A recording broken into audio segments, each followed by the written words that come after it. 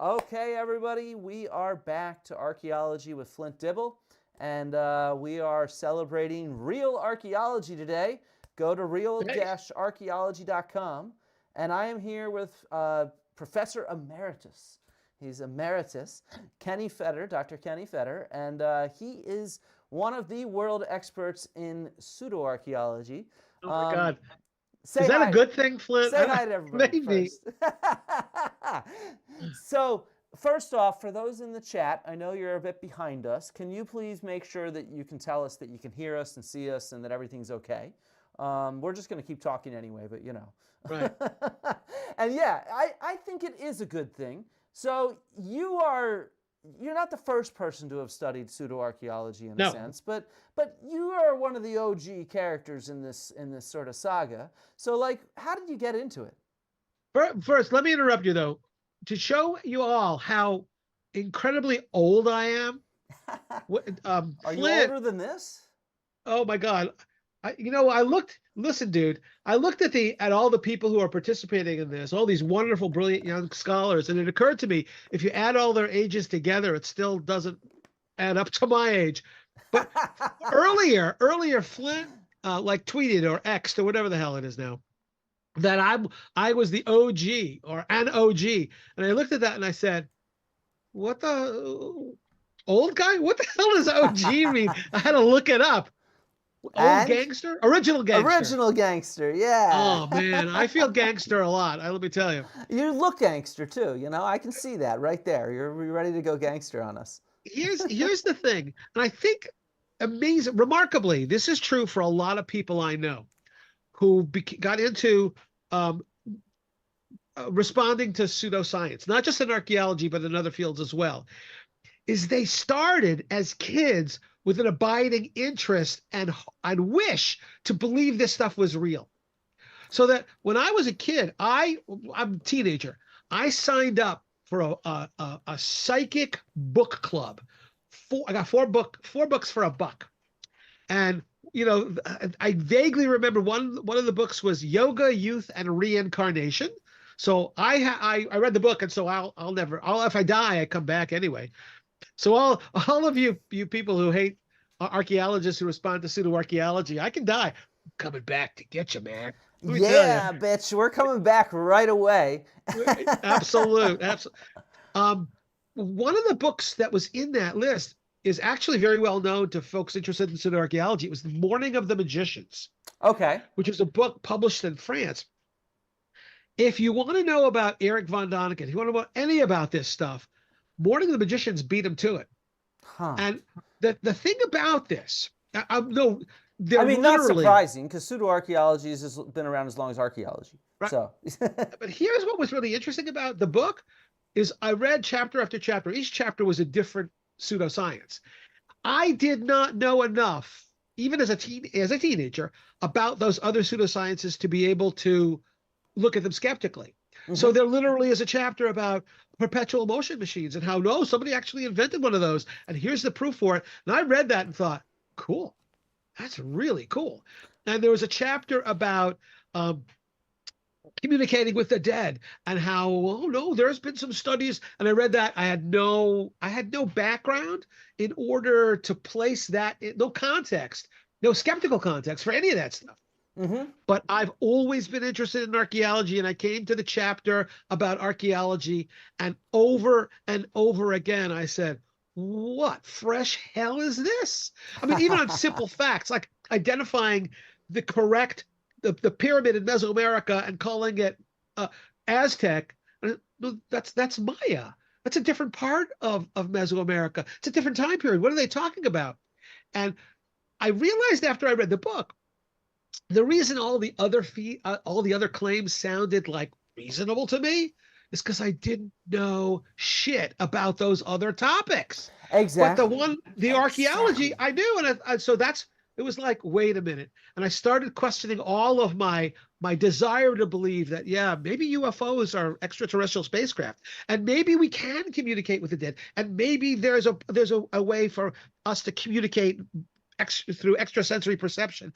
But after I read the book and saw that the chapter that I knew something about was complete bollocks, I thought, you know what? Maybe some of this other stuff is really super questionable. And that really was, I don't know, maybe I was 15 or 16 that really started my interest in a skeptical approach, you know? Okay, 'Cause I so don't want to you be call fooled. yourself a skeptic, right? Are you part of the skeptics, or what are you? 100%. I Huh. am, what am I? I am a fellow of of CSI, the Committee for Scientific, it used to be SciCop. Okay. So I was a fellow. I used to write a semi-regular column for Skeptical Inquirer. I have a number of articles in Skeptical Inquirer. Like one of my highlights of my skeptical life was being invited by them to a conference um, in Italy, outside of Venice, where the amazing Randy was there, and Huh. I got to sort of chat with the amazing Randy, the magician, who, by the way, I was a kid growing up in New York.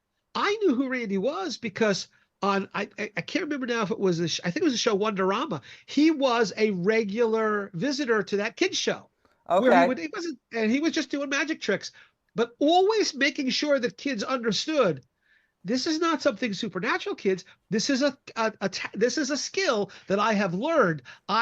I can fool you Yeah, and see so if you I can. mean, I'm getting to know the skeptics right now, and I have to say, at first I was extremely skeptical of them. Well, and yeah. and and you're gonna have to help convince me to embrace them a little more. And I feel like I have to. Right behind me is the award I just won from the Skeptic magazine in the Occam's UK, razor. the Occam Award for being the best, I don't know, whatever, the skeptical activist of the year. And For sure. I had they didn't invite me up there to give an award. They invited me up there to give a talk, and I'll talk about that in a second because it relates to some of what you were talking about. But when I went there, I've met some others here in the UK at QEDCon. I had a really great time. I met a lot of really great people. And my entire talk was sort of geared towards them to say, expertise, exactly what you started with the book you read, and you were reading through it, and you were able to recognize the issues with the archaeology because of your expertise and experience. And that was exactly what my talk was about. It was about how we need to value expertise and experience. It's not just about being skeptical and combating people in the public realm. It's about valuing and performing our expertise and experience. Yeah. I mean, skeptics, members of skeptic societies or whatever, they're like everybody else. There is a proportion or percentage of them who are assholes. That's true of True. everybody. I brought That's that true up of on everybody. Joe Rogan. True. Yes. But you have people like Paul Kurtz, who was the head of the SciCop, the committee for that's now just CSI. And Kendrick Frazier, who was the editor of the Skeptical Inquirer, the magazine. These are really good people. And I think one of the things that differentiates them from some of the folks that you've mentioned is and they're not anthropologists, but there's more of an anthropological approach to belief. That is, people who believe stuff aren't idiots just because you think they're wrong. And it's interesting and important to know, all right, why do they believe that? Why is this something that they embrace? And to say, look, I'm going to just set this out here. Here's what science knows about that topic, just so you understand. And if you want to believe something else, that's okay. That doesn't make you an idiot. We're not going to denigrate you. We're not going to belittle you. But you know what? This is the kind of evidence that we would need in order to accept what you're talking about as an empirical fact, as something that's empirically true. And that, you don't get people on your side by saying, that thing you're believing, you're a moron. You're an idiot for believing that. That's not a way to win friends and influence people.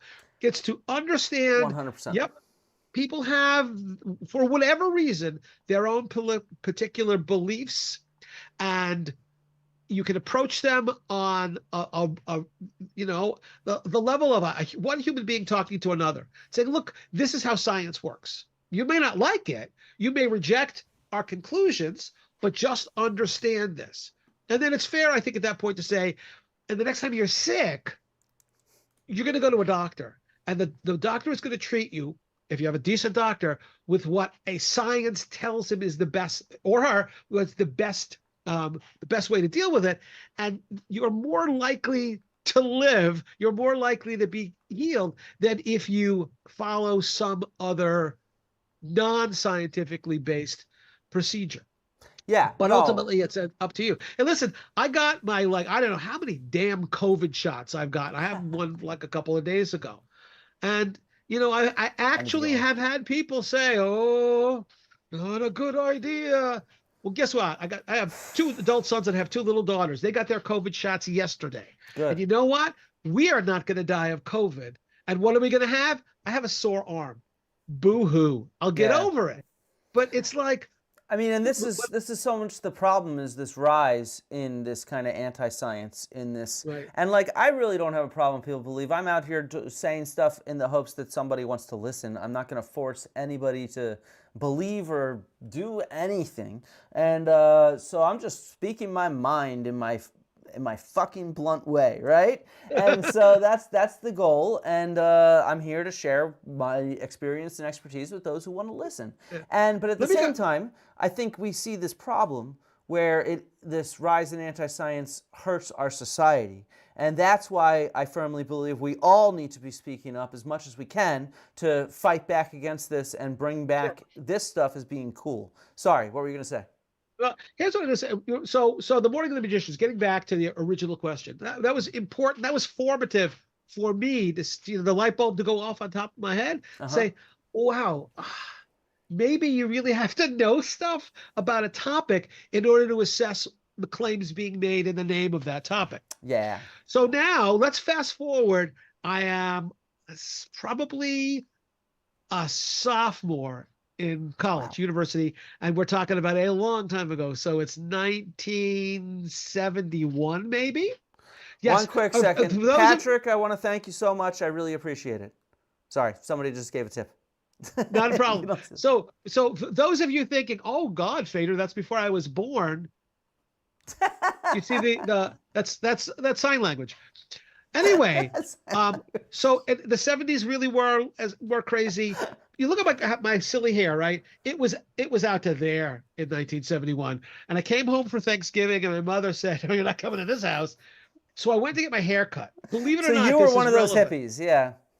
Oh my God. I went back. I was an undergraduate at State University of New York at Stony Brook. And years ago, I went back there. Okay. And actually gave a lecture on archaeology to this big group of students. And some student asked me, so were the 70s here like everybody says? And I say they must have been, because I don't remember anything. Yeah, exactly. That's a cheap joke, but the cheap jokes are the best. But anyhow, so I had to get my hair cut. And I went to, do they have unisex beauty parlors anymore? Because I went to a place that served both men and women. Okay. And I had a woman washing my hair. I mean, can you imagine that? I actually had a young woman wash my hair, which was like a peak experience for me when I was like 19 or 20.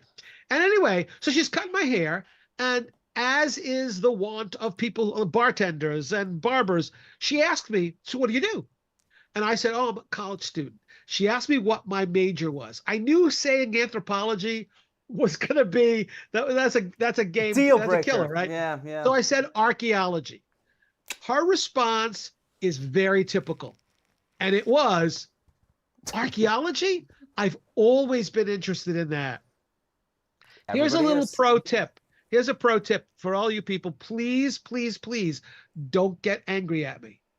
If in any scenario like that, if you're at the barbershop, if you're at a bar, if you're at a family get-together, and you tell people, they ask you, what's your major in college? If you say accounting, no one in the history of the world has ever said, oh, I'm interested in that. I'm sorry, I don't make the rules, you know?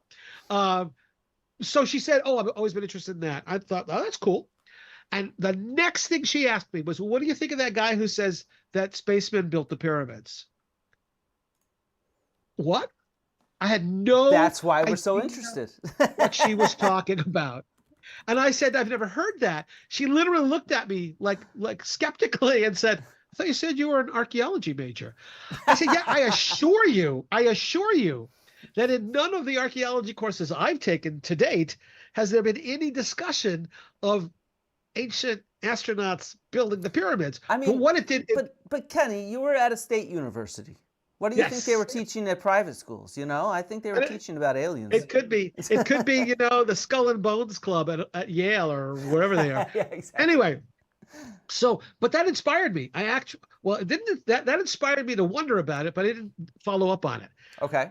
Well, a few months later, it was late at night. People are doing whatever in the dorms. I'm just hanging out. It's 2 o'clock in the morning. And the radio was on, and it was a local public radio station. I think it was WPLR, which is public radio on Long Island, or was. And what caught my ear was that somebody was reading a book review, and it was a book review of Chariots of the Gods.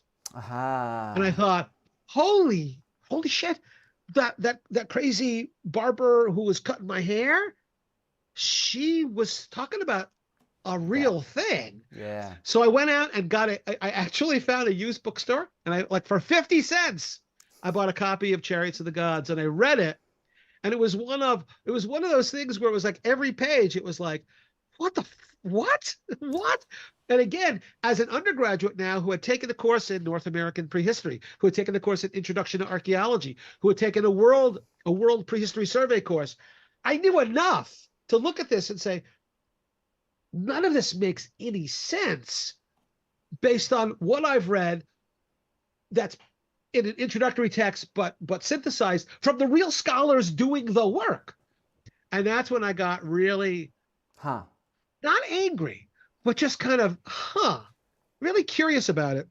I think you and me are some of the few that share getting into this topic in a similar way, in the sense that, like you, so a lot of people I've met in our colleagues who approach this topic, they oftentimes as a kid were really interested in some of the pseudoarchaeology. Sure. They were into aliens, they were into Atlantis, they were into that kind of stuff.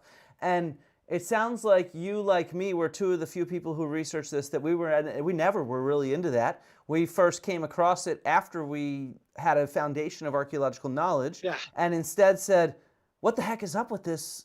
We got to figure out what's up with it, right? And so it's absolutely, it's interesting, yeah.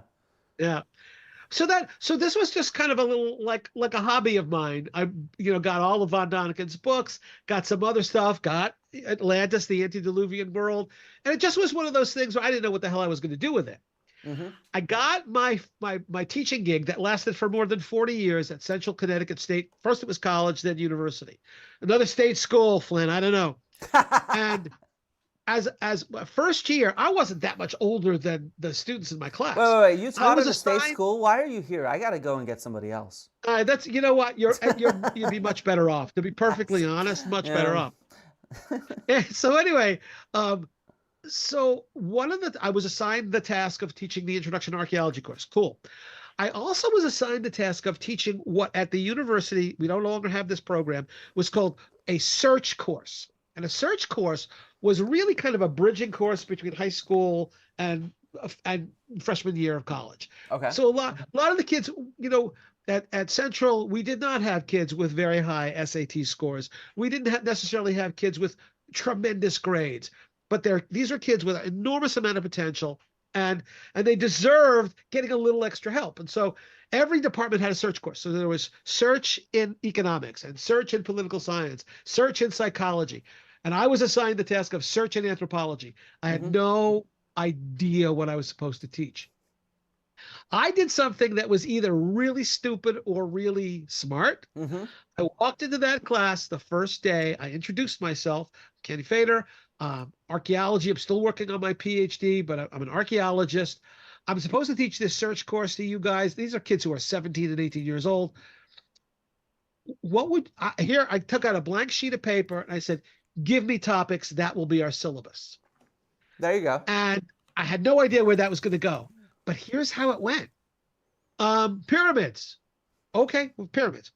Stonehenge. Okay, Stonehenge. And then it was Eric von Daniken. Mm-hmm, okay. Mm-hmm.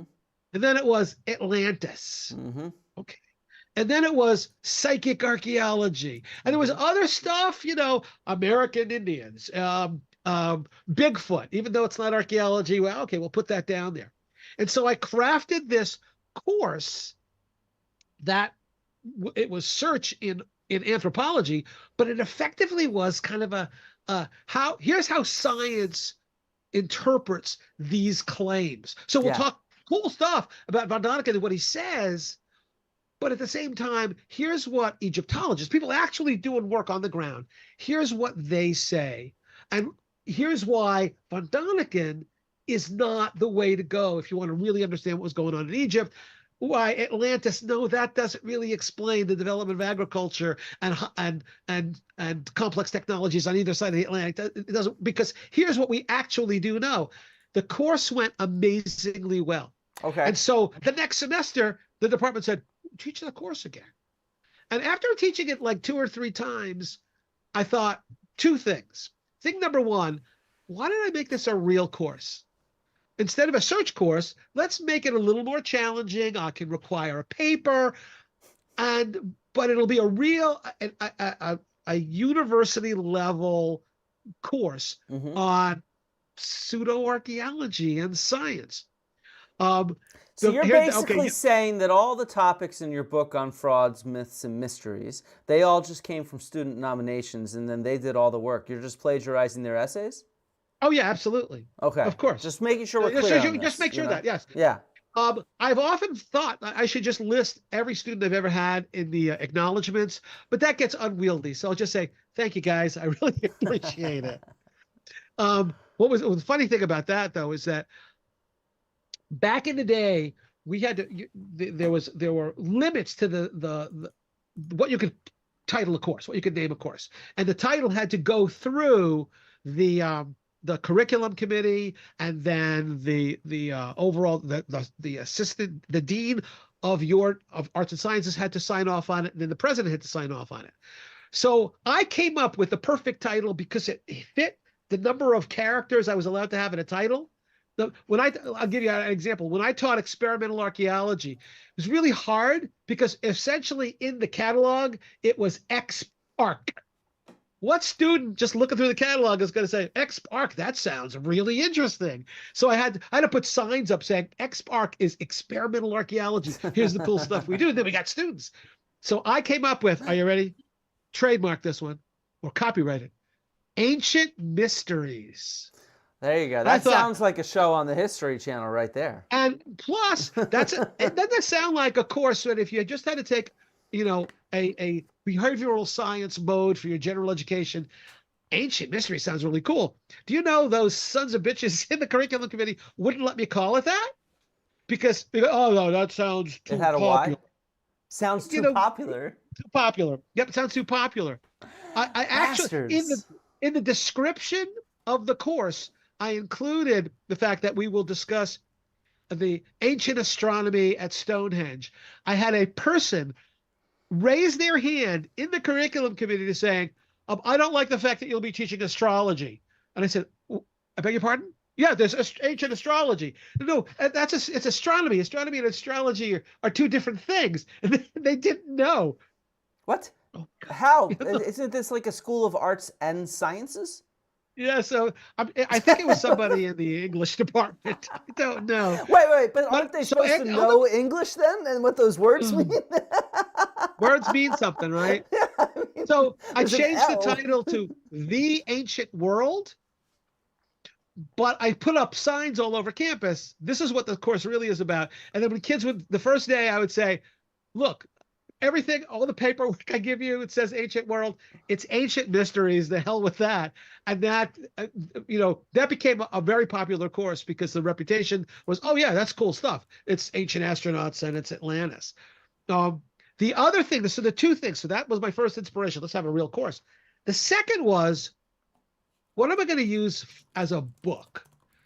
At the time, it was already out of print, but there was a wonderful book by Robert Walkup, who for years was Mesoamericanist, archaeologist at Tulane University.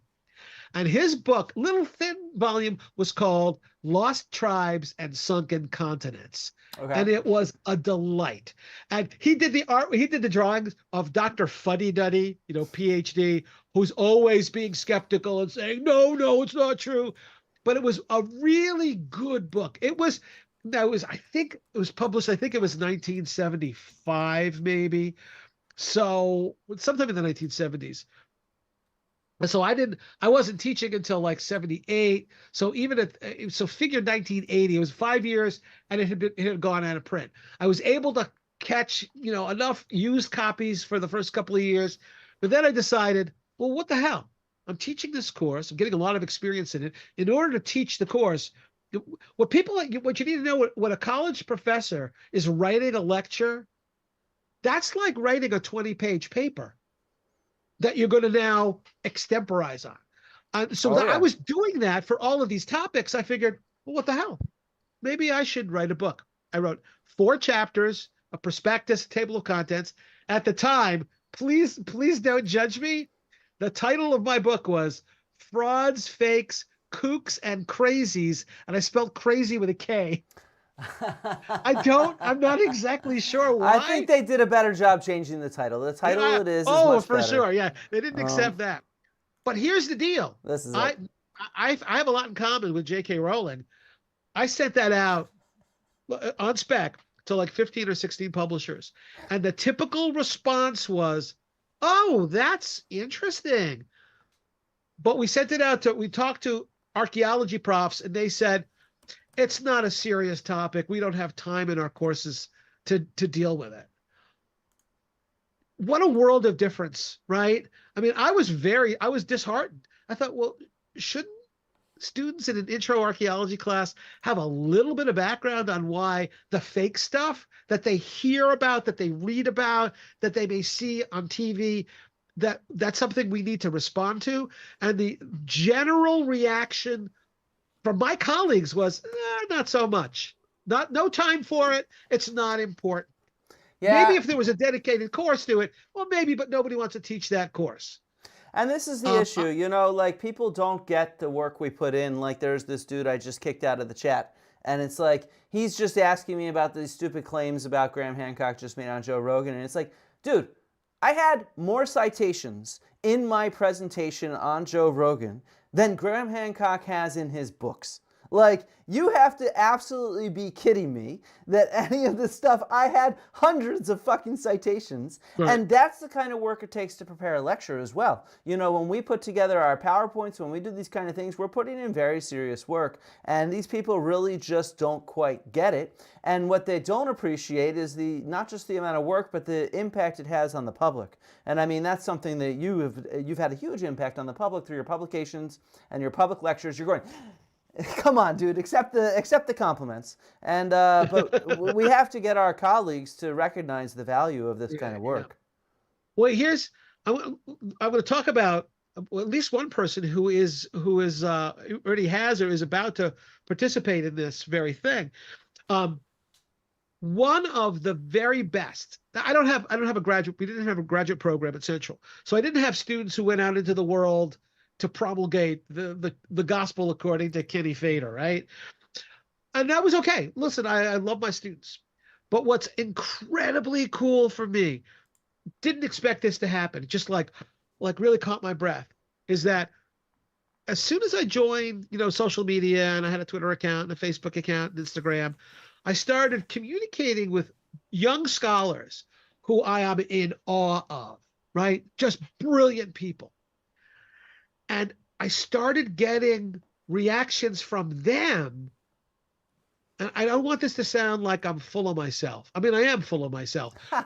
You are, let's be honest. But people who I thought were brilliant, and I just wanted to, know about their work, who said to me, hey, you know what, Kenny?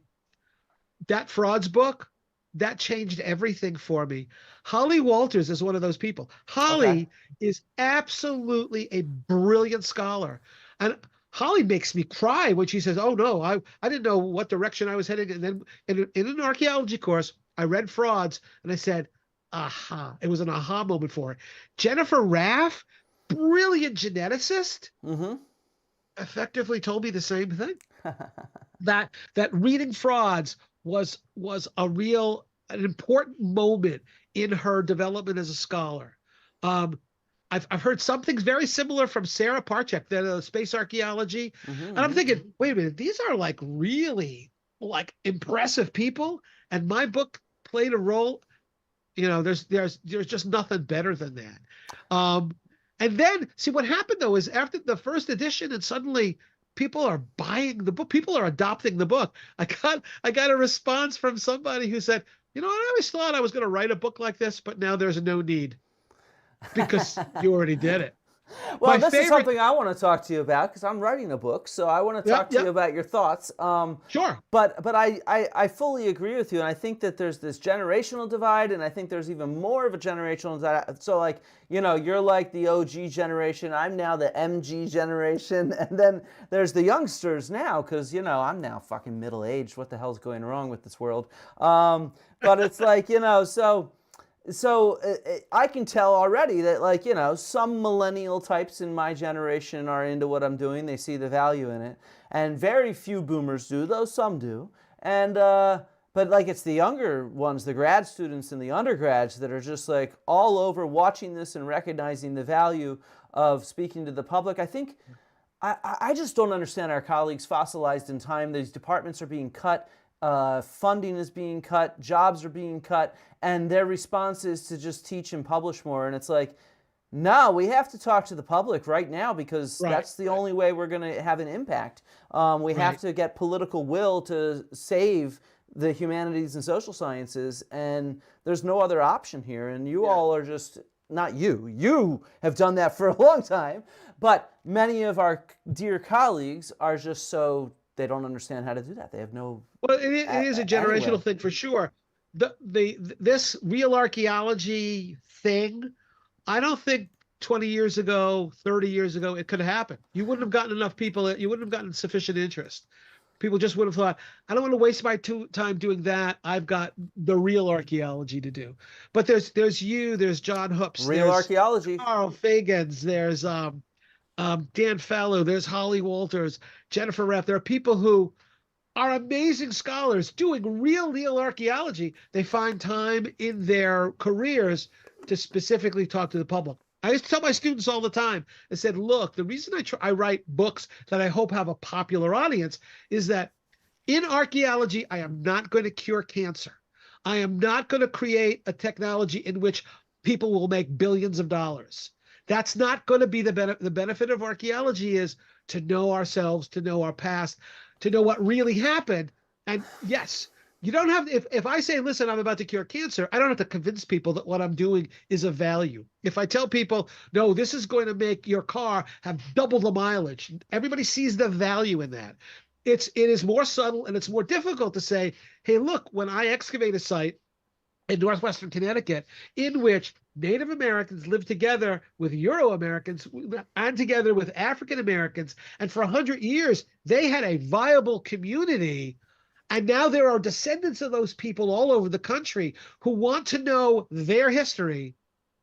Hey, that's of enormous value as well. 100%. Well, and this is what I was going to put back by saying this is extremely valuable on so many levels. I mean, like you said early on, you met that person washing your hair, I think it was, and she loves archaeology. Yeah. And the reality is I think we live in a period where people are getting even more interested in archaeology right now for a variety of reasons. I finished teaching and then I started this right away with Chris Stringer, and so I had to take an Uber back home, and I told my Uber driver about this, and he was just like, because it's like a 50-minute walk to work, and he's like, holy crap, I love archaeology. And I hope he's listening now, though he's probably listening to the Joe Rogan debate first. But he was like totally into it. And he's just like, this is amazing. I'm going to tell my girlfriend that you were in my taxi. And like, that's great. Just everybody loves archaeology. And it also matters beyond just that interest. Because that interest, that sense of identity of who we are, impacts what we do in our lives. And so, we're seeing right now this kind of impact of nationalism and ethnicity and history on how people are acting. And so, therefore, it's more imperative than ever to share history and archaeology and where we actually are in the past, who humans were, and these stories, so that people have a more informed way of thinking through the world around them, Right. Yeah, and I think the advantage we have is that, like we said, most people seem to be inherently or intrinsically interested. Archaeology, I've always been interested in that. The problem then becomes, the challenge for us is if we allow there to be a vacuum in terms of archaeological knowledge, stuff fills a vacuum. Yeah. And people who will fill that vacuum, who maybe don't have the training, don't have the experience, and maybe have various strange and ulterior motives for whatever the reason. And that's on us. If we don't rush in to fill that vacuum, then we deserve not being paid attention to. And your generation, not you, but your generation failed miserably on that end. It's like there was just this total, we're going to disengage. And instead, the History Channel and media, you know, I was talking to JT Lewis introducing the event.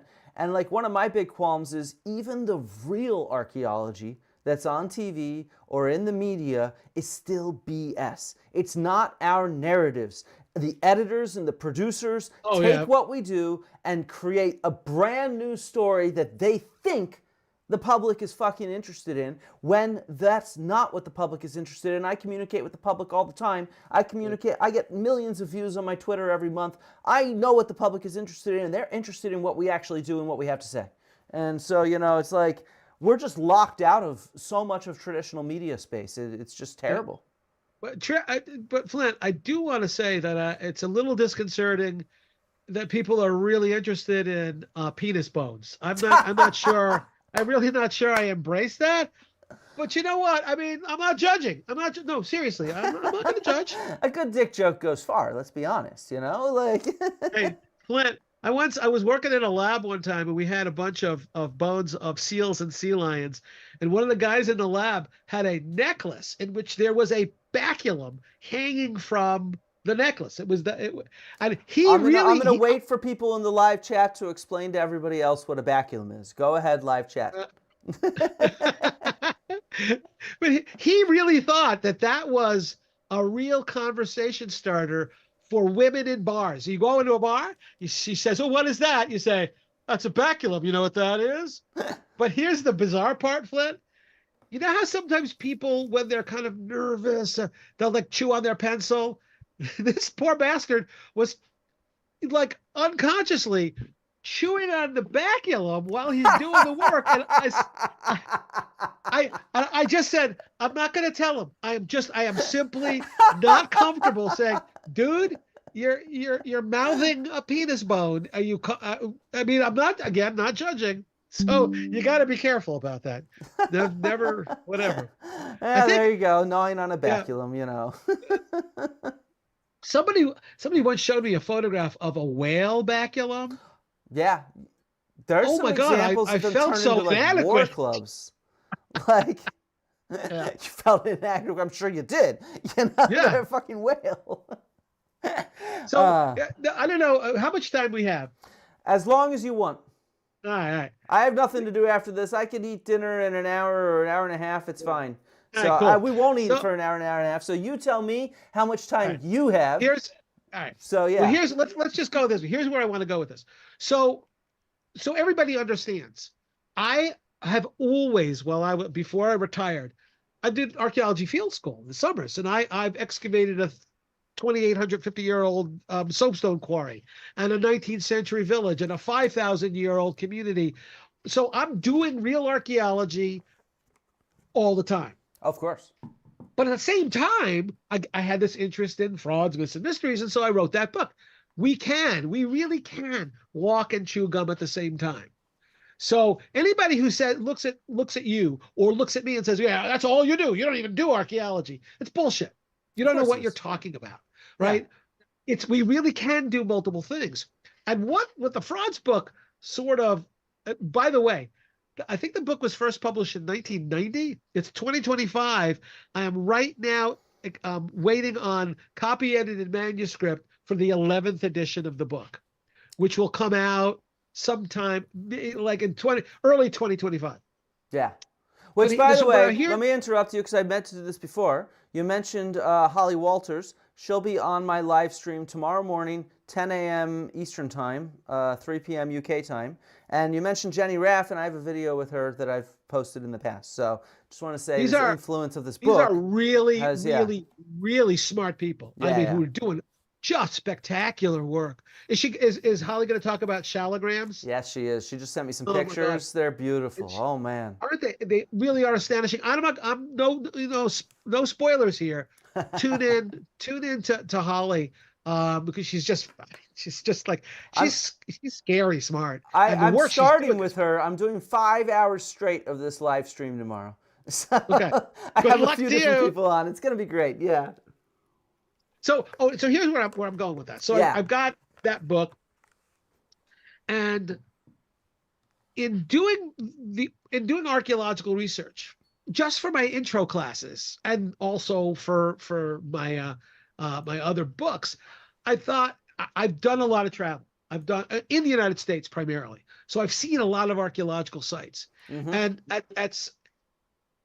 I would always incorporate photographs of the places I had been. These are archaeological sites open to the public with really remarkable things to see.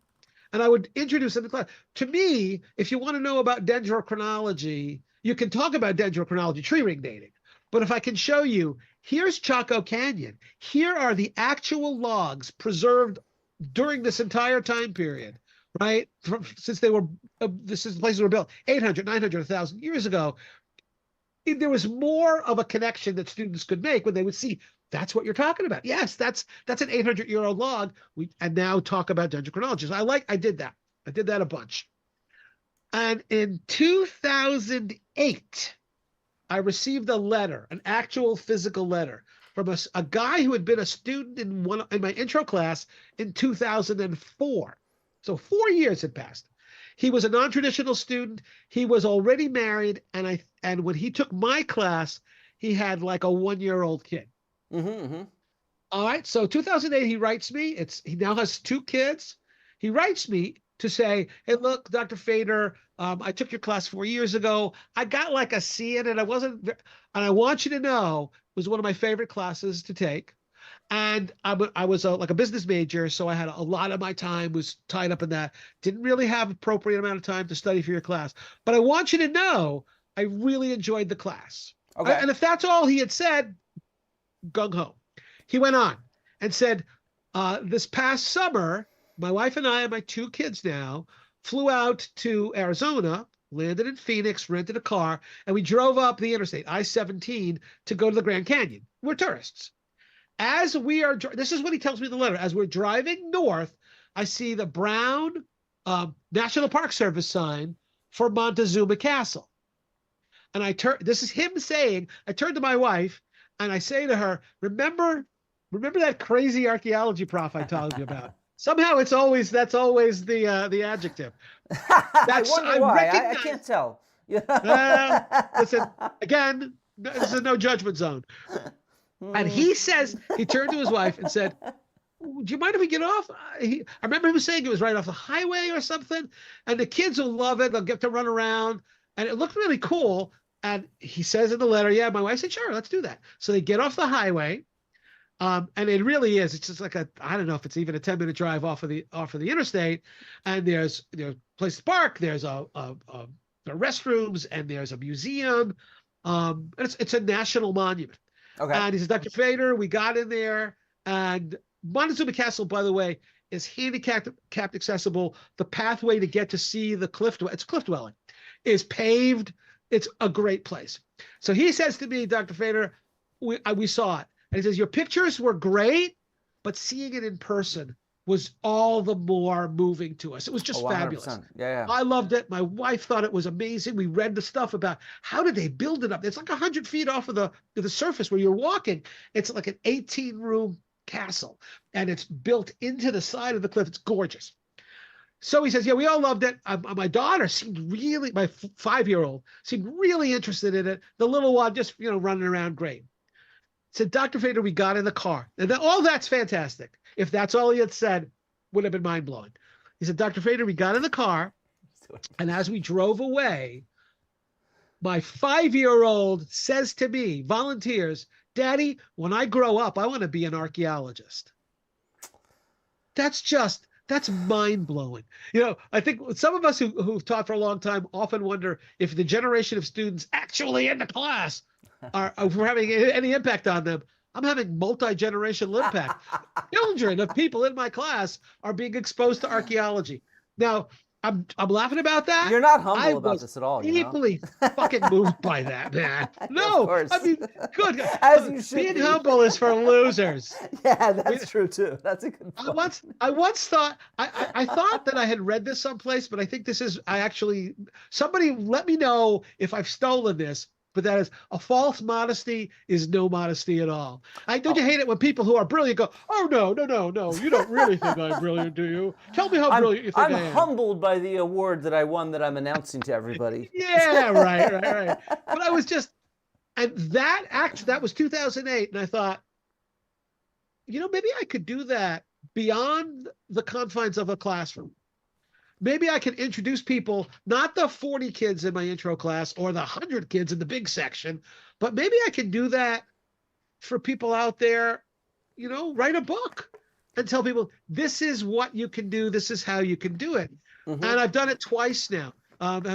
Back in 2000, I don't know, whatever year it was, 16, 50, it was Ancient America, 50 archaeological sites to see for yourself. What's the other one you want to put up? A more recent one is this one. This is Native American archaeology in the parks, which is a series of it's a guidebook. So listen, go and see these places for yourself. Now, in the back of my mind, sure, I'm the frauds, myths, and mysteries guy. And I have this naive belief that if you actually see these places for yourself, listen to the park rangers who are saying, well, this is what the archaeologists have found here. And maybe some people will say, oh, so they really do know a lot about this stuff. Yeah, these sites are, and my guidebook includes the archaeology. So it's not just here's here's what you can buy at the store. It's here's how archaeologists know how old this place is. Here's how archaeologists know what these people were eating. And walking human. My hope is that when you're exposed to the real deal of archaeology by visiting these places, that you're less susceptible. It's a way maybe of inoculating you from the virus of pseudoarchaeology, where you come away saying, yeah, you know what? There's no room in the history of these places for ancient astronauts or for some super sophisticated lost civilization. There's no need for that because the archaeology gives us a really good handle on what was going on there and maybe why. And that's why a bunch of the stuff that I've done more recently is about that. Is about, all right, you don't want to hear about frauds, myths, and mysteries? How about I help you by telling you what you need to know to see these places in the US, so that you can engage personally in them and maybe come away with an appreciation for what ancient people on their own were capable of doing. Yeah, and that's, I think, the key. I mean, that's what I've always said when I go give talks at universities, or what I said when I talk to the skeptics at the QEDCon, is look, the reality is experience and expertise. That we can teach you a few little rhetorical tricks, we can teach you some patterns, but if you really want to identify what's real versus what's not, you need to have that experience. And I think that in particular in today's world, we live in a world where we're being flooded with BS. And let's just be honest. Sure. And we all know this, and it's for a variety of social and cultural reasons. It's also for a variety of technological reasons. The development of AI I am hopeful that I'm one of the few people who's really hopeful with some of the latest developments in AI that what it's going to do is it's going to spark a cultural reaction against BS, because we see too much BS. We're becoming overloaded with it. We just have this turd sandwich that's piling up, piled higher and deeper, in a sense. And it's with AI, I think it sort of has woken up a lot of people to realize that we can't just trust random shit anymore. We need to go look up experts and get experiences for ourselves. And so that's where I agree with you. I mean, that's part of the whole impetus behind this event, Real Archaeology. Yeah, we're having a conversation about pseudoarchaeology, but I also had conversations about a lot of legitimate things with Chris Stringer, for example, and JT Lewis. And tomorrow I'll have more of those. And there'll be people that are producing videos and podcasts and TikToks on every topic out there, because the goal is not just to say, hey, pseudoarchaeology is wrong. The goal is to say that, when you take that real stuff and you inject it directly into the veins, it's so much better than that cheap crap. You know, it's actually so much better and more interesting and relevant and entertaining. Yeah. And for the little essay that I uploaded is nothing about pseudoarchaeology at all. It's about archaeology I've actually done and the impact it's had on the lives of real people, of the descendants of the folks who live there. And it's some of my proudest stuff. This is real archaeology that has helped folks regain a part of their history that had been missing. And that's great. That's one of the things that archaeology can do. My issue with AI, though, is that I see so many images of places I have been, and the images are completely fabricated. It pisses me off when somebody takes a perfectly beautiful petroglyph panel, like the one I saw 2 Aprils ago or whatever, in Sahara National Park in Arizona, and it's beautiful petroglyphs, and somebody published it. I don't remember if it was Twitter or Facebook, as this is the rock art in Sahara National Park. I was there. It doesn't look a damn thing like what they published, what they put in there. And then I see somebody published, put on I think it was Twitter, but it may have been Facebook, an image of Shiprock, which is the center of the Navajo reservation. And the Shiprock, it was completely AI. It doesn't look like Shiprock is gorgeous. It's sacred to the Navajo, and here you're making this crap. I mean, it actually makes me question every beautiful photograph I see now. I go, well, you have minute, to. Is that real? I've been doing Twitter threads and publishing like stuff online since 2018, right? And I try to work really hard to source visual imagery that is legal, so it's Creative Commons or whatnot, or I clearly make it so it's fair use in a sense. I am transforming it and teaching with it, or B, it is and B, not or B, and B, that it's accurate, right? And, you know, at first it was really easy. You search for an archaeology topic, and, you know, I'm an archaeologist, so I'm using very specific search terms, right? And like the name of the site or the type of pottery or whatever the hell it is. And I get back exactly what I want. And then in the last few years, what I found is more and more search results that are mislabeling this image or something like that. So yeah, I mean, I need a good example. I wish I had a better one, but let's just pretend I'm searching for Athenian red figure, and instead I'm getting some Navajo pottery, right? You know, something like that. It's not that bad usually, but it's along those lines of this kind of fake labeled stuff, mislabeled stuff, or AI generated stuff. And so this is what I mean, where I think people are starting to realize that they can't get good information like they used to. And so, you know, what we need to do is we no longer just do a search of the internet. I go straight up to Wikimedia or to, you know, Google Scholar or to whatever. And even Google Scholar is filled with a bunch of junk. You know, just a huge amount of pseudoarchaeology is published on Google Scholar as if it's scholarship. And so, you know, it's just like, it's really hard to find, and I know how to discern this. So somebody that doesn't know how to discern it is in total trouble because they don't know how to recognize these problems. And I've made mistakes. I've posted stuff on Twitter that I thought was an image of XYZ. Turns out I got it wrong. And so, you know, I think that's why there's such this craving. There's people moving away from Google towards different search engines. There's people, you know, that are moving in different directions to set up databases that are reliable on various topics, because what used to be all aggregated good stuff mostly, it's now aggregating all this crap that we can't trust and that's not real.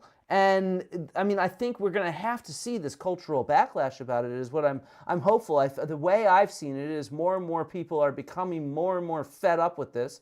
And so therefore they're searching out more good books, more good scholars, more good people that have good information. And, you know, that's my impression. I think it's a slow battle, but this kind of conversation, this kind of event is all about part of that, of showing how this stuff is available and we can find it, right?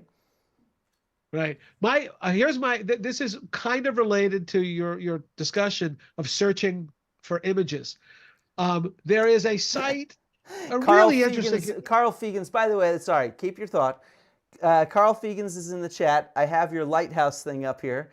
And so everybody should read this. This is part of it, but he just mentioned that he used Midjourney to create this image. So it's AI.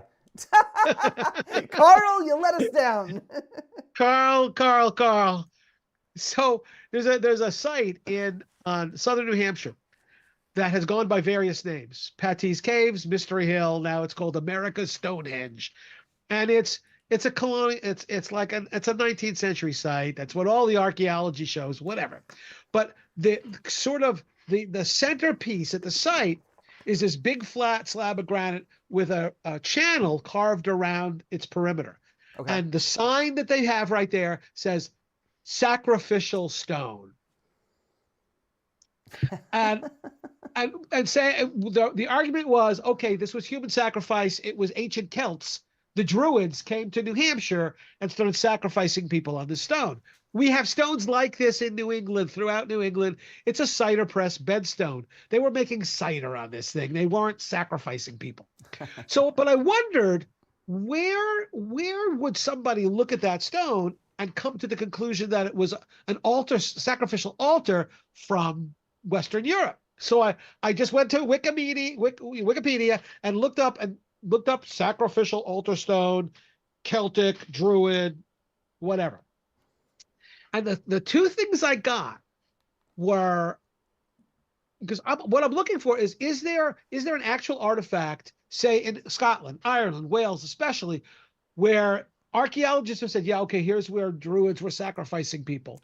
I didn't see any of those. The two things that I got, number one, were Victorian woodcuts of Druids sacrificing people on stones, or I got pictures of the stone at Mystery Hill. So it was this perfect circle. You want to know what the source for this is?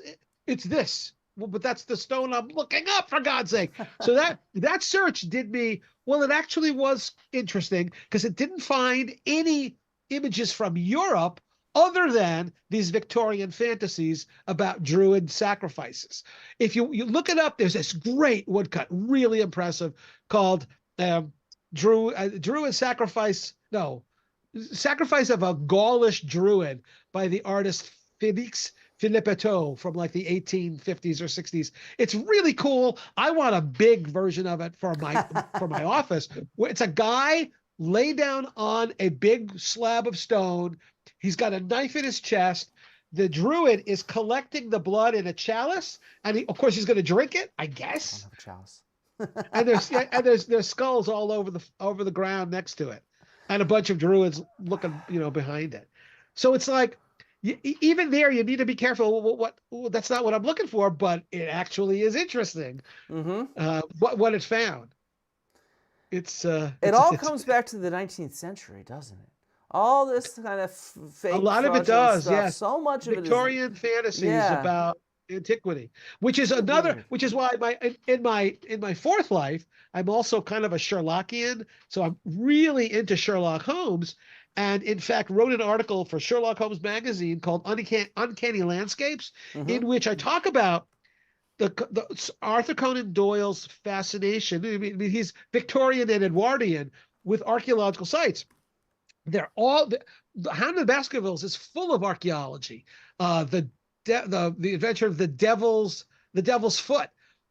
Lots of archaeology where they really do talk about these kind of mysterious and mystical and uncanny things that happen in relation to these, what are effectively just megalithic sites in the UK, but no, there's something spooky going on there. They're spooky sites. And so that's it. All somehow manages to knit together into one Victorian fabric. It's really weird. I'm trying to find the Sherlock Holmes story you sent me, and I'll share it with people, because why not? Oh, please do. Yeah, that's so. What Flint is talking about is when Ancient Apocalypse was the first one, and I watched. Listen, yes, I watched very, very carefully each one of those because I collected like quotes from it that I will use in the 11th edition of Frauds. And but now I got to stop the presses. I have to watch Ancient Apocalypse too. But kind of inspired by that, so what would Sherlock Holmes think about the mystery of an annihilated civilization? And it's just this short. It's a pastiche, right? It's a little dialogue between Sherlock Holmes and Dr. Watson, where Watson is reading the newspaper and says, Holmes, what do you think about this ancient apocalypse? This is classic. He sent it to me before I went on the debate, and I was very stressed at that time. And so it was a good stress relief one night. I remember, like a little bit before I went on. You should publish it somewhere. Well, you should get that on Carl's blog or something, because it's cool. No, I'm more than happy to send it to Carl. Yeah, because it's definitely It's just fun. It's just it's just fun and silly. Yeah, there it is. I think just within the last couple of years, the Sherlock Holmes canon has fallen into public domain because it's, more than whatever the number of years it has to be. So I felt I was okay stealing some of Sidney Paget. This is this brilliant artist who it was his usual illustrator. So I stole a couple of images of Sidney Paget. Okay. Yeah, that works. Yeah. Okay. How long do you have? How long do you want to do this? Oh, let's go on 10, 15 more minutes if you'd like. Yeah, whatever you like. You tell me. I mean, let's see. We have a lot of good people in the audience. One thing I wanted to get from you is, all right, so I'm trying to write this book on Atlantis. I've gotten things going. It's going well. But like, what do you think? I mean, so my approach is going to be a little different from yours. Your approach is very, you're a really good writer. You're far better than I could write. That's just honest. Oh, stop. No, see now, there's that false modesty. But you are, because here's how I know you are, Kenny. Like, your organization for the book is the most boring organization you could imagine. You're just listing different things and writing an encyclopedia on them, and yet people love the book. Which means that your writing is really fucking good because there's no plot, right? Okay, that's true. There's no plot in frauds. And so, like me, on the other hand, I have the advantage. I got a plot, so that helps. I can. It's like a crutch that I can use to, be falsely modest, let's say. And so, so I guess my point is, all right, from your perspective, Atlantis right now, from my research, shows that it's the big deal right now.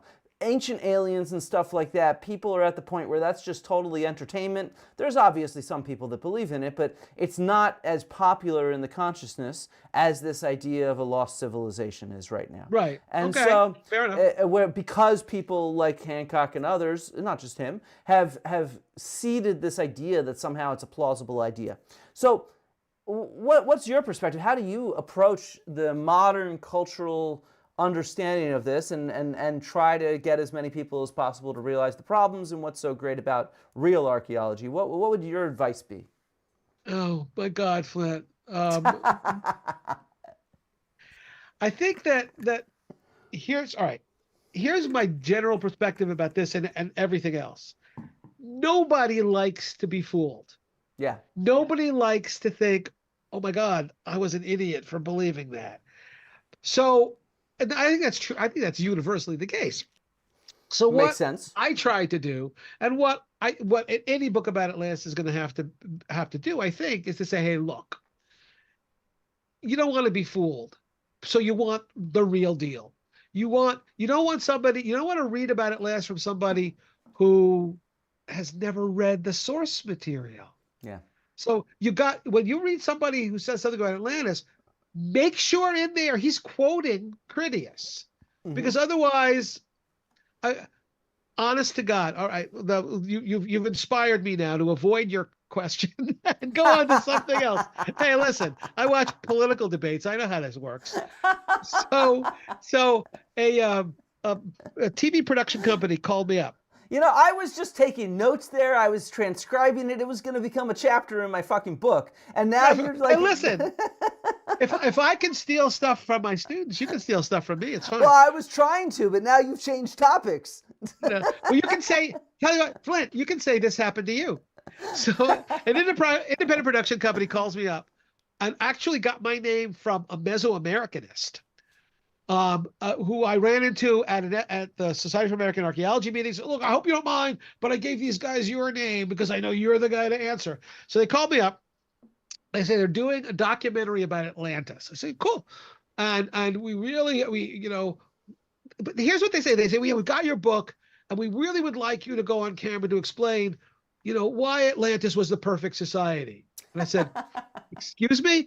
But Flint, no, Flint, you're laughing. Oh, I hear believe it. that so I frequently. believe it, of course. In fact, And I have a whole so I say, section of my no, book about how in Plato, Atlantis is a dystopia, while to us it's a utopia. Everything is flipped about Atlantis in modern perspectives compared to how the ancient people saw it. absolutely. It's just totally flipped. And so I told the guy, I said, look, though, you got it wrong. And he said, well, what do you mean?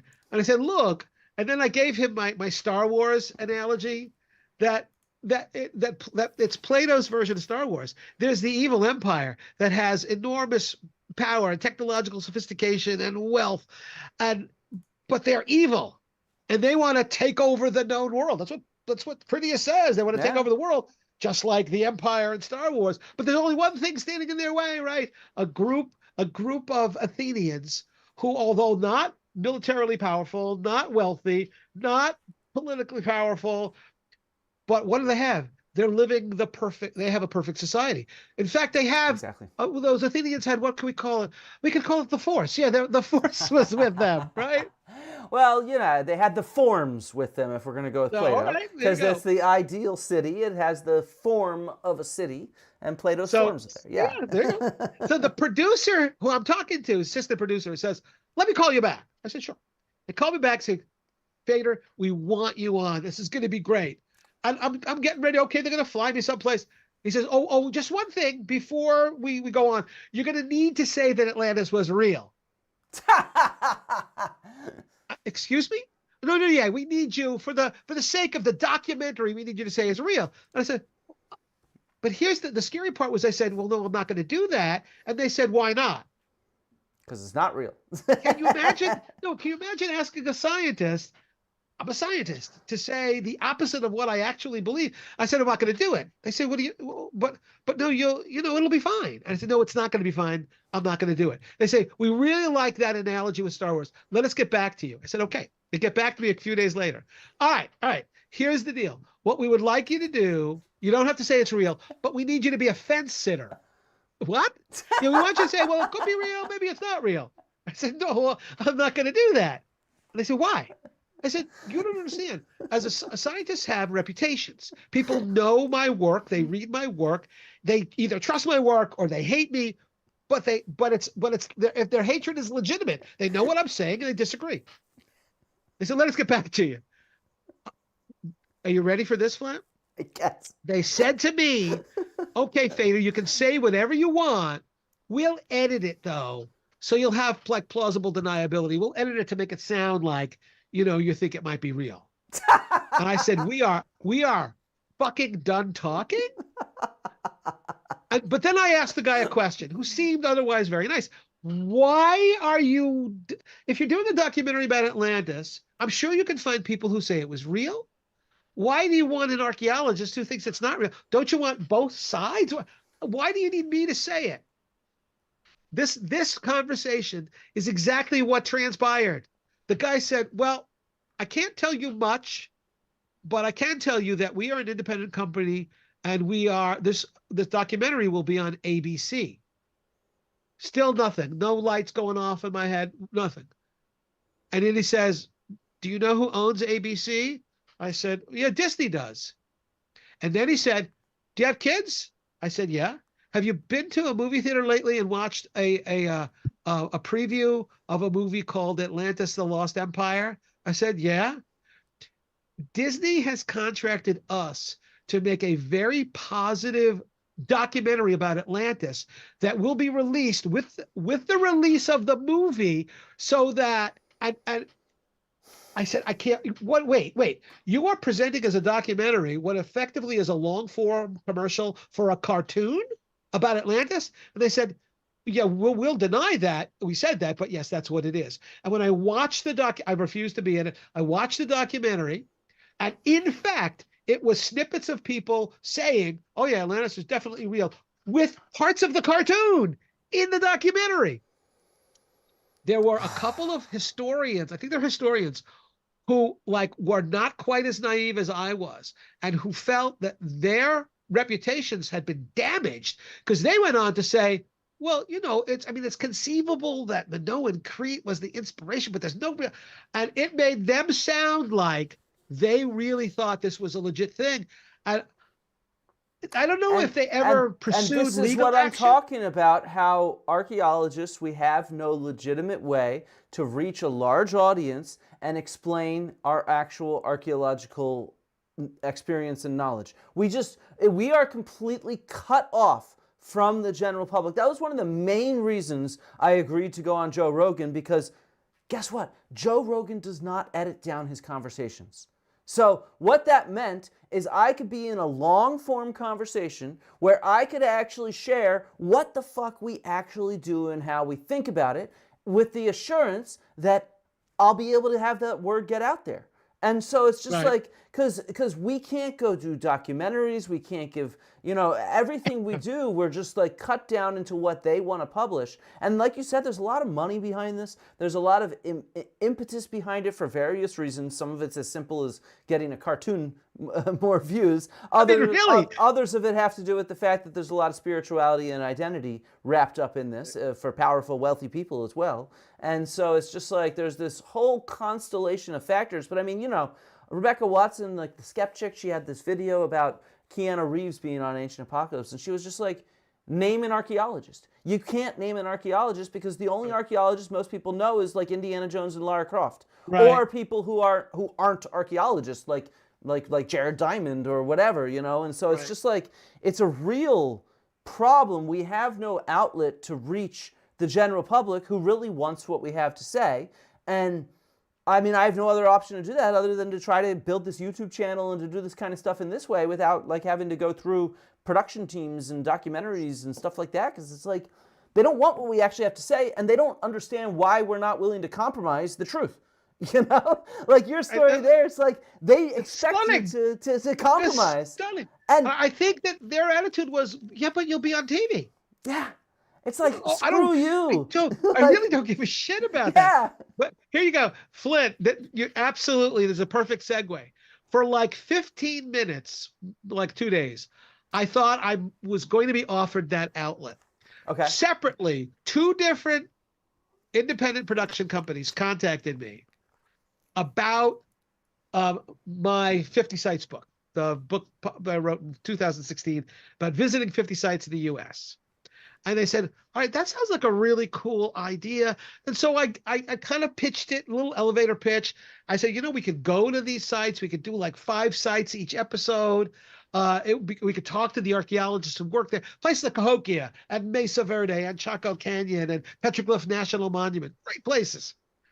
And then both of them, if more or less, asked me the same thing. And I'll give you the one because he was really upfront about it. He goes, look, here's what we need, Ken. We need mystery and treasure. I said, excuse me? Yeah. For each of the sites, there has to be a mystery and the possibility of treasure. And Flint, I froze. I'm not proud of this, but I said, well, the mystery is that more people don't know about this place, and the treasure is the knowledge about ancient people that you find there. Flint, that's not what they meant. That's not what they fucking meant. They meant like ghosts or gold. I said, no, dudes, there's no ghosts or gold there. There's this wonderful information about people who lived there, about their architectural skills, their artistic sense, they're living their lives here 100 years ago, 1,000 years ago. That's the treasure. I never heard back from them. Oh my God. Oh, but by the way, one of them said, the way we're going to pitch you, Kenny, is with your hair, we'll need you to wear a white lab coat, and we'll pitch you as like the Doc Brown from Back to the Future of archaeology. That's what you're like. I can see that, That's so I don't know. Maybe I should have said, oh yeah, there's treasure, and we'll go in a DeLorean and go back in time and see these places. It's like, and that's why, what I like.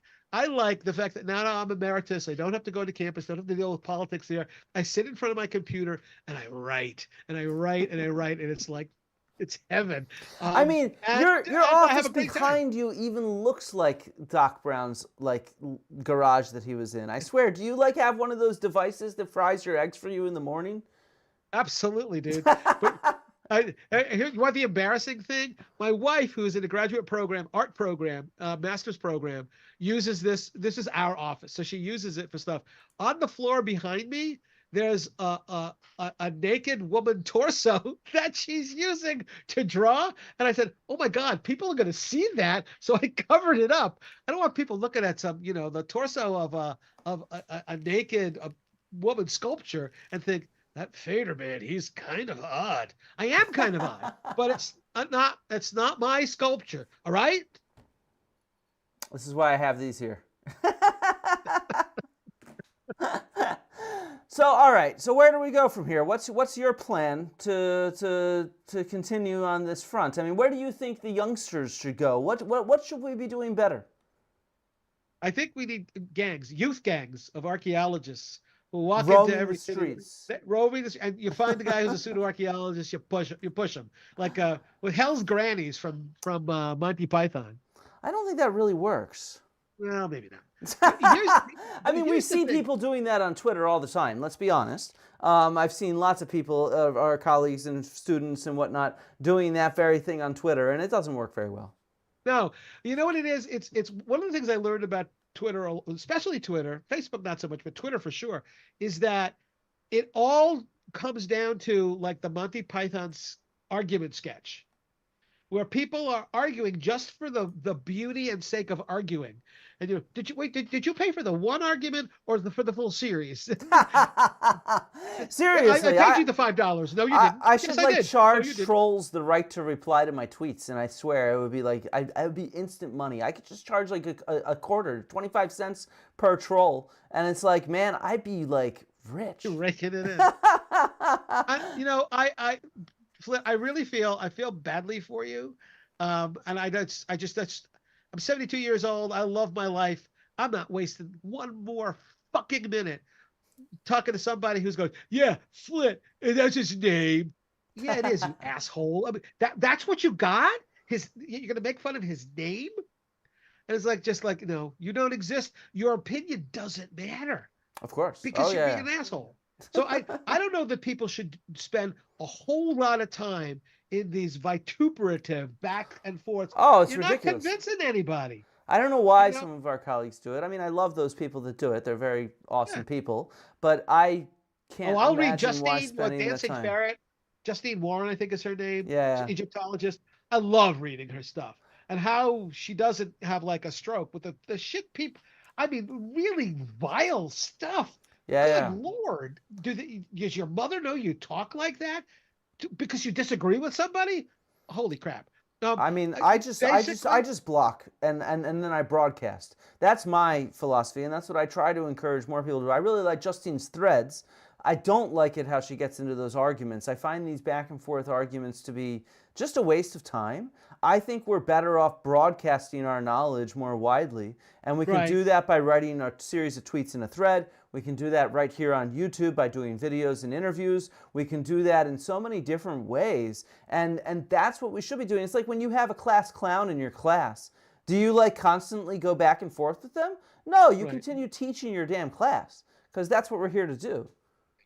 It really is. I mean, how do we respond to it? This is a response. Well, yeah, some of the people are going to be talking about pseudoarchaeology, but others are going to be talking about the research that real archaeology does. But a shout out to Steph Hamholfer, who's another amazing young scholar. And the stuff that she's doing about this Brother X, I had no idea. Yeah. And it's all, oh man, the tentacles all somehow all coalesce. So yeah, I mean, it's just understand that, sometimes for promotion and tenure, you have to write stuff that 10 other people are going to read because it's a professional publication. But with blogs now and YouTubes and TikToks, there's a way of, and that democratizes everything, both for good and bad, but there's no reason for archaeologists to not take advantage of that. I can't remember her name, Gutsick Gibbon. Yeah, she does a great job on YouTube. Yeah. Oh my God, she's brilliant, absolutely brilliant. And man, and she doesn't take any shit from anybody, and she knows her stuff. So there's a place for that kind of confrontational stuff, and there's a place for other people saying, hey, look, this is what we really know about this, And you know what? There's no room in here for an ancient civilization from 12,000 years ago. There's no room in here for ancient aliens. There's, it's just that we don't need that Yeah. because we have a pretty I good mean, handle, and we're open to new ideas always. Of course.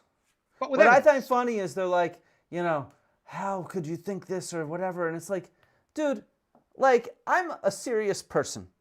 If you're an adult, I'm going to treat you like an adult. So if you want my opinion about Atlantis, just like you want my opinion about Santa Claus, I'm just going to tell you what it is, okay? And I'll lay out the evidence. If that offends you, then don't talk to me, because this is what I do, okay? Like, if you actually have a problem with me being honest about Atlantis and the evidence for it or aliens, like, go talk somewhere else, because I'm going to treat you like an adult. If you can't handle that, then go play with the kids. Like, seriously. Like, but listen, that's what's, again, it's really interesting. I did a radio interview once where I was going down a list of fake archaeology, pseudoarchaeology, and after I disabused the listeners of, I don't know, 3 or 4, maybe 5 of these claims, the radio announcer really and truly said, Ken, are you going to tell us next that there's no Santa Claus? And I'm like, how am I supposed? I don't know how I was supposed to answer that. I'm gonna just well, but there is no Santa exactly. Claus. Exactly, it's the same fucking thing, guys. Good Lord! But if there are children listening, put your fingers in their ears. But it was like that was a gotcha. What? Yeah, and this is the exact issue, and it's why I usually do compare it to Santa Claus, because it's exactly like that. It even lines up so well with Plato's Noble Lie, where he's just like, the noble lie is, we're gonna tell a story that's false in order to get people to behave in an appropriate way, in an ethical and moral way. And it's like, that's exactly what Santa Claus is too. That's the story you tell your kids to get them to behave around Christmas time so that you can actually continue doing shit. And at the same time, that's the entire issue with the noble lie. And Atlantis was a noble lie. It's really clearly set up as a sequel to the Republic, where that concept is explained. And so it's just two responses to you. Two responses, Flynn. Number one, with today's technology, we're able to tell our kids there's a webcam above the mantle. And so he's watching that. Santa has a direct line, webcams. He's watching. So even if it's July, he knows. He's recording it. And the other thing is, when you really think about it, start looking around the world, our country in December. There's a lot of evidence for Santa Claus, right? I mean, there are people wearing these red suits. There are people talking about it. They're on TV. And Christmas Eve, they show us the satellite images of a guy in a sleigh. I mean, there's probably as much evidence for Santa Claus, maybe more than for some of the pseudo-archaeology stuff. So I have a request for you. They gave me a tip, so I'm going to ask you. They're asking if you could show us your DeLorean time machine, please. Oh, here the deal is, it's invisible.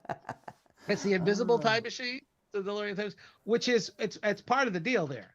So I could get into it right now and be gone, but I got shit to do this afternoon, so I can't travel through time. But maybe some other time. If you could, you go back to Atlantis, though, right? I would. Flint, I am the man from Atlantis.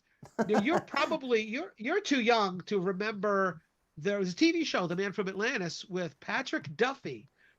But what they didn't understand in the show, maybe I'm wrong. I don't remember how they parsed the show, but he had gills. Because maybe they thought Atlantis was like always a mermaid underwater. Thing. Yeah. So I'm not. In Disney, I'm not sure it is, right? So like they're like underwater and stuff, right? I guess. With Aquaman, there's that aspect too. I mean, and that's what I find so funny about, like in many ways you can trace like the tradition from Plato down to today, and it has this weird mix of going from like philosophical allegory to like a religious biblical thing with Noah's flood to then it becomes fiction. right? You know, you have Francis Bacon's New Atlantis, and it's like, this is a fictional book, but then that version of it is what gets picked up by all these pseudo-historical figures. They pick up this version of it as a utopia with advanced civilization, advanced technology that had survivors. Because there's no survivors in Plato. Nobody survives and teaches anybody anything. Like that, sure. And it's just like, and now we're seeing this next iteration of fiction. And you wonder which aspects will be picked up in like a few generations from fiction as part of pseudo-history, if you see what I mean. Because you know that's going to happen. They're going to have gills. Well, and you know, I think I sent you a PDF before that there's a paragraph at the end of Donnelly's Atlantis, the Antediluvian World, where he effectively admits that he has no evidence for it. He says, he ends it. He ends it. The entire end of the book. I mean, I quote this extensively in various places where he's like, in 100 years, the museums of the world will be filled with the gems and the armors and the swords from Atlantis. And it's just like, because this is exactly what I finished this chapter of my book, right? And so, like, what it is it's like this device saying in the future people will believe in it, which is exactly, by the way, when Socrates is talking to Plato's brother Glaucon in the Republic, and they're discussing this noble lie. They're like, we want to tell these lies, these false stories, to get people to behave better, right? And later on, they talk about all this stuff, and then later on, they're like, but wait a second, how do we get people to believe these noble lies? Right. And Glaucon's like, yeah, that's a good point. I don't know. What do you think, Socrates? Socrates is like, yeah, I have no idea. And then Glaucon's like, well, you know what? Maybe we can't get these people to believe these noble lies, but the generations later will believe in them. And that's exactly what we're seeing with Atlantis. It's like, we now, these future people who believe that noble lie, and it's all its weird new transmutations through fiction and pseudo nonfiction and all this kind of stuff. And it's like, and now 50% of fucking people believe in Atlantis. And real, right? It's ridiculous how popular it is. I mean, 50% of people believe in this, and it's why, like, you know, people are like, oh, you're saying everybody's racist who believes in Atlantis. Like, no, I'm fucking not. That's 50% of people. There's all sorts of diverse thoughts on what Atlantis means to everybody. Right. Like, you know, like, there's no broad brushing here at all. It's just, we're just telling you the truth about Santa Claus, guys. That's what we're doing, you know? But one of the things I find really interesting, though, is that Von Däniken does the same admission on his website, where he literally says, listen, I think I have lots of circumstantial evidence of this, but I admit, no specific artifact has ever been found that shows that aliens were here. And then says, but someday it doesn't have to be me, but someday somebody will find something not of this earth. And for me, for my money, Hancock's admission that, there's no evidence, it's part of the same story where, hey, this is a great story. We like this story. We think there's circumstantial evidence. But, I mean, if you're going to be picky about it, there's no evidence. And as a scientist, it's mic drop, walk away. Okay, you're right. There's no evidence for it. How much more time do you want me to spend on this if you all, three of these people, essentially say, there's nothing definitive or convincing evidence directly for it. Yeah. And I think you're right there, and I've been trying to understand this as well. And you said you wanted to talk about this, and so, like, I have a few different thoughts on this. So what's clear with all these people is they claim what they write is nonfiction, and they claim they have circumstantial evidence, but they readily acknowledge that they have no secure evidence, and therefore that's also why they don't want to publish in scholarly venues. Instead, they'd rather tell their stories to the public. And so I think that accomplishes one thing. To their audience, it's explaining why I'm not presenting this to scientists, it's why I'm presenting it to you, in a sense. It provides this kind of plausible deniability as well, where they say, I'm not really claiming this. I'm just saying there's some circumstantial stuff that might make it true. And so it's this clear, plausible deniability. I also think that there's another function that it fulfills, which is that what their real... I don't like the word grift So let's take using that as a grain of salt. I'm just trying to think what their real rhetorical goal, that's a better way to put it, what their real rhetorical goal that they do and they convince their fans of is that they don't need to prove it right. They just need to demonstrate that it's not possible to prove it wrong. Right. And so as long as they can demonstrate that, then it exists in this gray area in their fans' minds as, well, there's no real evidence for it, but it's impossible to prove it wrong, so therefore it might exist, so therefore we can keep it going on and believing in Santa. And so it's just like, I guess, I mean, what's your thoughts? So like, what function does this fulfill? Because they're very readily happy, when pressed, to acknowledge there's no evidence. First of all, there's a screaming need for like an introduction to philosophy course in there. I mean, seriously. And I've often wondered if part of this is that in a court of law, you, the accused, you're innocent until proven guilty. So it's the responsibility of the state to prove you're the bad guy. Mm-hmm. But in science, it's not our responsibility to prove you wrong. It's your responsibility to prove you've got something important. And so, which is kind of, you know, they've turned it on its head so that everything is true.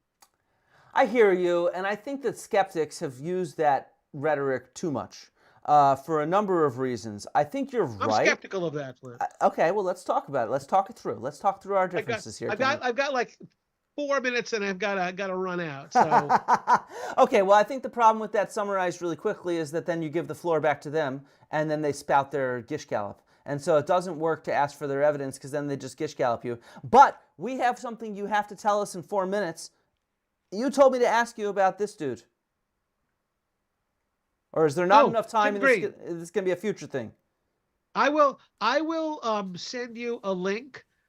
There's a wonderful, wonderful, wonderful movie called The Dragons of Jim Green.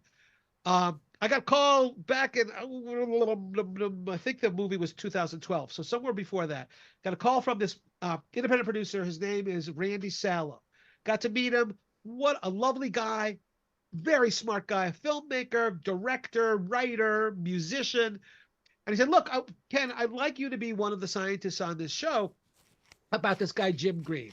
Jim Green, an old codger in North Carolina who believed that on his property there was direct physical evidence of a 30 or 35 million year old civilization of reptiloids. So they're not humans like us. They're reptiles, dragons, dinosaurs. And I said, yeah, sure, Randy. The thing that was very poignant about it is that Randy Sallow was Jim Green's grandson. And he practically grew up on the old guy's farm and for years had heard about his grandfather digging up all this cool stuff. It's complete. It's, you know, it's. I mean, I don't know. Have we actually disproven reptiloids from however many millions? Not that I'm aware of. Not that I'm aware of. But anyway, we'll end with this because then people will hate me at the end of this. So I've got to meet Randy. He was a really cool guy. And he actually recorded me on my porch, previous house. And he asked me a question. He said to me, isn't it at least possible that my grandfather's right? He wanted that to be, I mean, he had he loved his grandfather. Man, there's this real connection. Come on. Can you imagine being this rogue scholar who at some point, the people with the fancy degrees say, oh my God, you're validated, you're vindicated. And you can apply that to anybody you want who is a rogue scholar. And so he asked me, so isn't it at least possible? And none of this was scripted. And so what I said was, I don't like, and this sounded a little pompous, I admit, I could have phrased it better. I said, I don't like your question. And I don't like your question because if I say no, categorically no, then what am I? I'm a hard-ass skeptic with a closed mind. But if I say yes, and you cut it there, I said, listen, Randy, right now, it's possible that a pig could fly out of my asshole. But what are the odds? And, you know, for anybody saying, okay, you did not, It's on YouTube. The Dragons of Jim Green. I sure as hell did. Dragons of Jim Green. I feel a little tiny bad about it. Mr. Green was a sweetheart. He's subsequently passed away. A sweet man. A very intelligent guy who just had this idée fixe, this notion that he was going to be able to rewrite the story of the Earth. And no, it was just these rocks that he was interpreting in various interesting ways. But ultimately, that's where we are, right? Where isn't it at least possible? Exactly. Don't ask that question. And that's show me evidence. Yeah, I'm with you. All right, you go. I'll stick around for my fans for another 15 minutes to take some questions. But Kenny, I really want to thank you, and I want to set up a recorded one of these, talking about some stuff with you at some point in the future. For Love sure. to talk about the lighthouse site. Yeah. Good positive archaeology with some real meaning to it. I mean, I love lighthouses, so like they're really, really cool to me. It's all right. It's a metaphor, people. It's a metaphor. God damn it! It's a 19th century metaphor. I'm just pulling your leg here. I know it's not a lighthouse. Dude, when we were doing the project and we got a little publicity, a graduate student from Columbia University wrote me, wanted to join me in the research because he had a fascination with maritime history. I said, dude, this is Barkhamsted. Look at the map. It's not a lighthouse. But so it goes. Thank you so much for inviting me. By the way, you have about 100 people that just said thank you. You're welcome. You're welcome. Yeah. You're welcome. And I'm going to walk around today telling people I'm the OG motherfucker. There you go. You got it. You're OG. So thank you and good luck with all this. I'll check in on so many of the other people. Yeah. Have a great time. Cool. And good for you. Good for you for organizing this with the other folks. Really, you're doing God's work. And coming from an atheist, that's a big deal. Jeez, wow. Yeah, that's a good point. All right. Later, man. Peace. Later on. Bye-bye. All right. I am left with all of you. I have, what time is it? 1 second. Let me get back on screen. I can see the chat. So, hello, everyone. My name is Flint Dibble, and Ken Feder is gone, so we can trash him all we want. I have about 20 minutes. I figure I'll take a few questions, have a little live action chat with you guys. I'm going to be doing an Ask Me Anything on Reddit tomorrow, all day long on Ask Histories. But since you guys are here, pop me a few questions. If there's something interesting, maybe I'll save some of them for the Reddit AMA. But yeah, I think you're still behind me on the chat. So I'll just keep talking until you catch up. Ask me some questions. Ken's gone. Kenny's gone. So he can't see all your thank yous. He can't see you. So why are you still talking about Kenny and not asking me questions? Come on. Send some questions. Come on. Just a lot of thanks.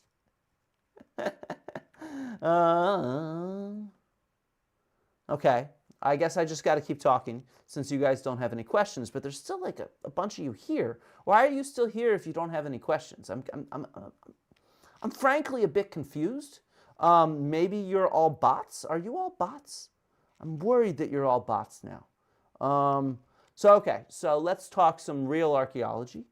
First of all, I want to say, if you've not checked out the website yet, you really should. There's all kinds of good stuff on the website. Let's pull it up. Let's see. Let's get it showing up here. There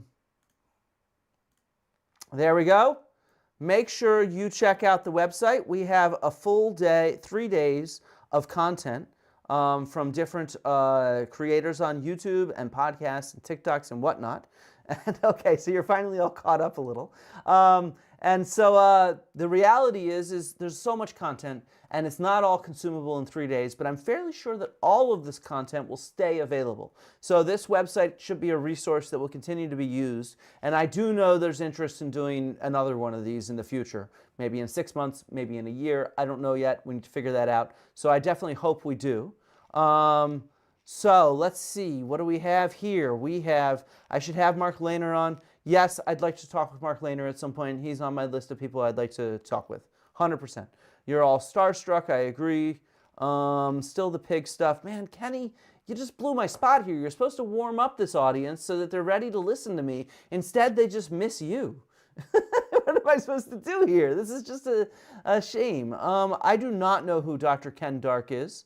He's had to deal with some conspiracy theorists attacking his work in Israel. No, I do not know who he is at all. Maybe he's another archaeologist. I'm not sure. Opinion on the tombs of Philip in northern Greece. Could they be Alexander the Great? No, I don't think they're Alexander the Great. I think the archaeological interpretation of them is probably accurate, but the dating's also more vague than you'd like. It's probably Philip's tomb. I'll give you that. I've been there. There's really nice, cool stuff, and I buy it, by and large. But I do sometimes wonder how directly we can find these kind of historical things sometimes that we're searching for, and it could just be another really wealthy person, because there are a lot of really wealthy Macedonians. Let's see. Oddly, Flinders Petrie went to Egypt to prove one of their ilk right and did the exact opposite. I'm not sure what you're talking about, Glenn, but I agree. Flinders Petrie, unfortunately, was also a terrible racist, but he was an important early figure in archaeology in some ways.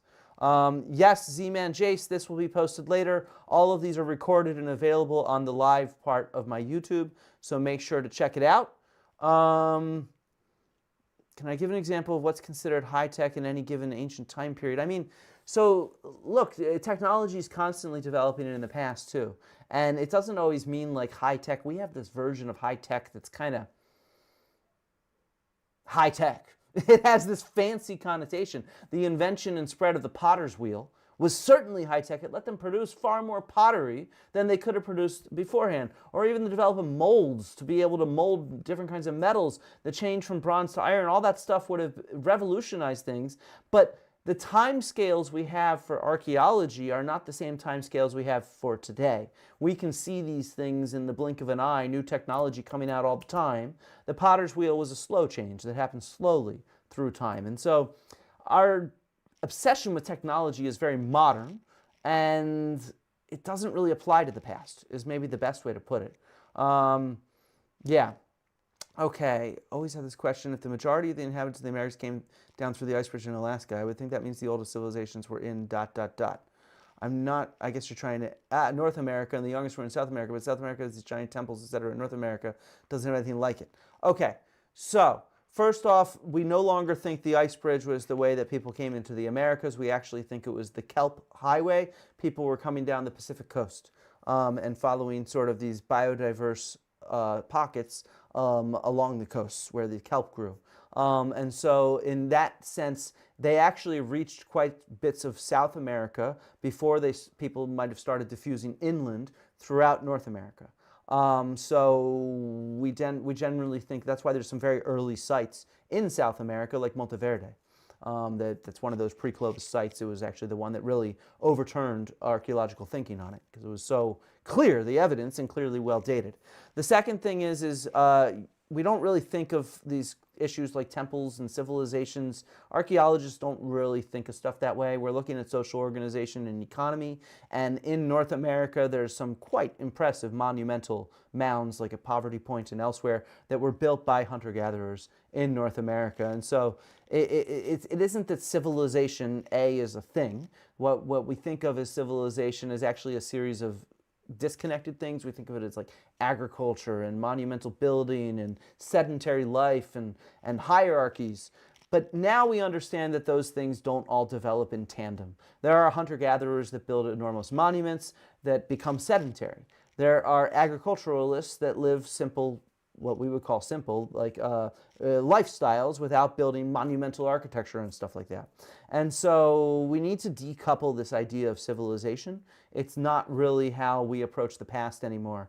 If you listened in on the conversation I had with Chris Stringer, at this point it must have been like 6 hours ago, we talked about how there's really big issues with how we define species. We now realize there's not always these sharp ways to define species. And well, it's the same thing with stuff like civilization and hierarchy and even monumental. The past was just so much more complicated, and we study that complexity, not these sharp binaries of civilized and uncivilized. So yeah, if Atlantis hypothetically existed, would it hypothetically be sitting under sea level? Well, the problem is we have Ice Age sea levels that have risen up and are available for us to see now due to tectonic uplift, southern Europe and Crete and stuff like that, the African plates going under the European plate, we have those ice age coastlines. Because the glaciers melt, they put less weight on the land. There's what's called isostatic rebound. So as the sea levels are rising, well, certain areas that used to have ice on them are rising faster than that sea level. So like in Canada, on the Pacific coast, we have access to those coastlines. And then there's other areas where the continental shelf is just fairly close by. So we actually can, and we also have a thing called underwater archaeology. And so we have a pretty good sense of what exists in the Ice Age, at the end of the Ice Age, on the coasts. Whether those coasts are available on land or underwater now, it doesn't matter. Archaeologists are exploring them, and there's really the preponderance of evidence really suggests there's no Atlantis at that time with advanced technology. I'd be great at Twitch. Thank you. I'll probably stick to YouTube because I have too many platforms. Maybe one day I'll switch to Twitch. I don't know. New updates from the archaeological world. That's such a big question. Yeah, there's a bazillion. Is the answer. There's so many. I think it's the funding that goes into scientific methods and the application of new scientific methods that to me is really achieving a lot of new information. Another thing in certain areas of the world is taking indigenous stories more seriously and testing them against the archaeological record. We're seeing all kinds of new discoveries in Australia and the Americas that really starts to embrace these stories in a more nuanced way. Like how we have always tested ancient Greek mythology. And so I think this sort of interdisciplinarity of archaeology, we live in this new era where it is more interdisciplinary than it's ever been. I've been talking about that a lot today too. And I think that's really the biggest thing that's happening right now. I need to go on Lex Friedman. Lex Friedman invited me on his show and then he ghosted me. So I have no answer for that. He publicly invited me. You can look, he sent a tweet about it. I'm happy to share archaeology, real archaeology, with whoever wants to listen, including Lex. Same thing with Joe. Joe Rogan, he just gave me shit on his podcast. If he wants me back on to respond, I feel like I should have a right to reply. I'm happy to go on there, but he's going to have to ask me. I don't know what else to say. They control their platforms. I don't control who goes on there.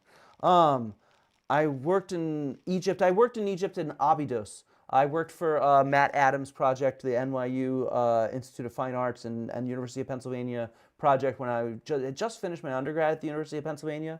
And I was in charge of mapping digitally mapping the finds and the architecture from the project for a year. I helped set up their database system and digital mapping system at the time. This was like 20 years ago, but that was my only time in Egypt as well. I got to see a lot of it while there. I was also quite sick at the time, but I did it. I got to see as much as possible, and it was a really amazing experience. And I will be doing more on Egypt because it's something that I like a lot, and I know a lot of people that work in Egypt from that time and from elsewhere as well. What are my thoughts about AI being used in pseudoarchaeology in the situation it causes with other fiction or fantasy? Well, I think that AI is just going to be a problem because it lets all sorts of stuff go out there. And this is why we need expertise and experience like we talked about. Let's see. I'm still way behind, aren't I? I should scroll down a little bit. Do I know about Albert Goodyear's USC claim that humans were in North America 50,000 years ago? As far as I know, there's no good evidence for 50,000 years ago. I have not seen any. I know there's some proposed sites from that early, but none of them have been confirmed very clearly in my mind. It wouldn't necessarily shock me. I mean, 50,000 years would be pretty early because that's even before we start seeing anatomically modern Homo sapiens showing up across all of Eurasia. But that said, that is around the time we're getting some of that earliest evidence throughout Europe and different areas of Asia as well. So it's not beyond the realm of possibility for anatomically modern humans to get into the Americas 50,000 years ago. Much earlier than that, I think that starts being beyond the realm of plausibility. But so I could see that, but I'd want to see some serious evidence. When it comes to science, I agree with Kenny's point, where show me the evidence. It needs to be presented in a fashion that convinces your colleagues. If you've ever seen my videos on Home and the Lady, I'm very critical of them because they don't present their evidence in a way that convinces their colleagues. And so when it comes to scientists, that needs to be done. Do I collaborate with ocean archaeologists? No, I don't personally. I have an interview with Jessica Coquelle here on my YouTube, but my own research is not really based in that area. So I've worked on projects where I did some digital mapping at Corfos Kalamianos, which is a Bronze Age port. I was there for 5 years, 4 years, something like that, and there was an underwater component with them. So I know a lot of underwater archaeologists. I get along very well with them, but I don't directly collaborate with them because I study ancient animal remains, and that animal bones is a type of organic remain that does not really preserve well in seawater and many watery contexts, unlike plants. So there's not, that material is not there for me to study. Okay, is Kaylee on soon? I think Kaylee's on tomorrow. She's traveling now, and she has a short video with some archaeology going on. Yes, yes. No, I've not seen Conan O'Brien pronounce Socrates. How do I feel about rock walls in the Northeast having been made by Native Americans as opposed to assumed colonial farmers? I'm not sure. I'm not a North American archaeologist. Actually, that would have been a good question for Kenny. The earliest example of spectator sports. Depends on how you define sports. I actually taught a class, ancient sports. So we certainly have evidence of sort of these spectator hunts, like the lion hunt reliefs, Nineveh, I think it is. Why am I blanking on where they're from? But they're from several thousand years ago. These royal hunts are maybe the best example of that early on. Then we have things like bull leaping and different sorts of ball games that develop in the Bronze Age. I imagine it was earlier as well. This is just when we get the first set of iconography about it. And so watching the development of sports is actually really interesting, and I plan on doing more videos on sports. Like I said, I've taught a class on it, so it's something I know reasonably well. So expect more on that. I mean, look, where are we? So Quinta asks, required to provide proof while these charlatans seem to get away without proving anything. I agree with you. Meaning, like, I agree with Kenny, like, philosophically speaking, they should have to show proof. But I actually think, as an educator, I should show my proof. I should just be teaching people the reality of archaeology. That's what I am here to do, to communicate with the public. It's hopefully why some of you actually chip me some tips, because you like learning from me. And so if my discussion, public discussion on pseudoarchaeology was, how about you tell me your proof? Well, then we all have to listen to them.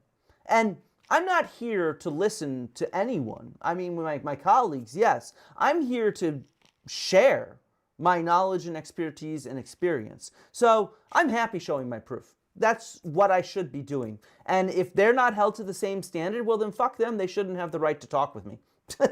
I mean, like in a civil discussion, especially if they're going to slander me. Like, that's just the reality here. If I'm happy to show the proof. I am here to share what the proof is for why archaeologists think about what they think about, because that's what I do in a classroom. That's what I do when I give a conference lecture. That's what I do when I give a public lecture. That's what I do when I am here right now. You know, that's what I'm supposed to do. That's how I educate people. Where were we now?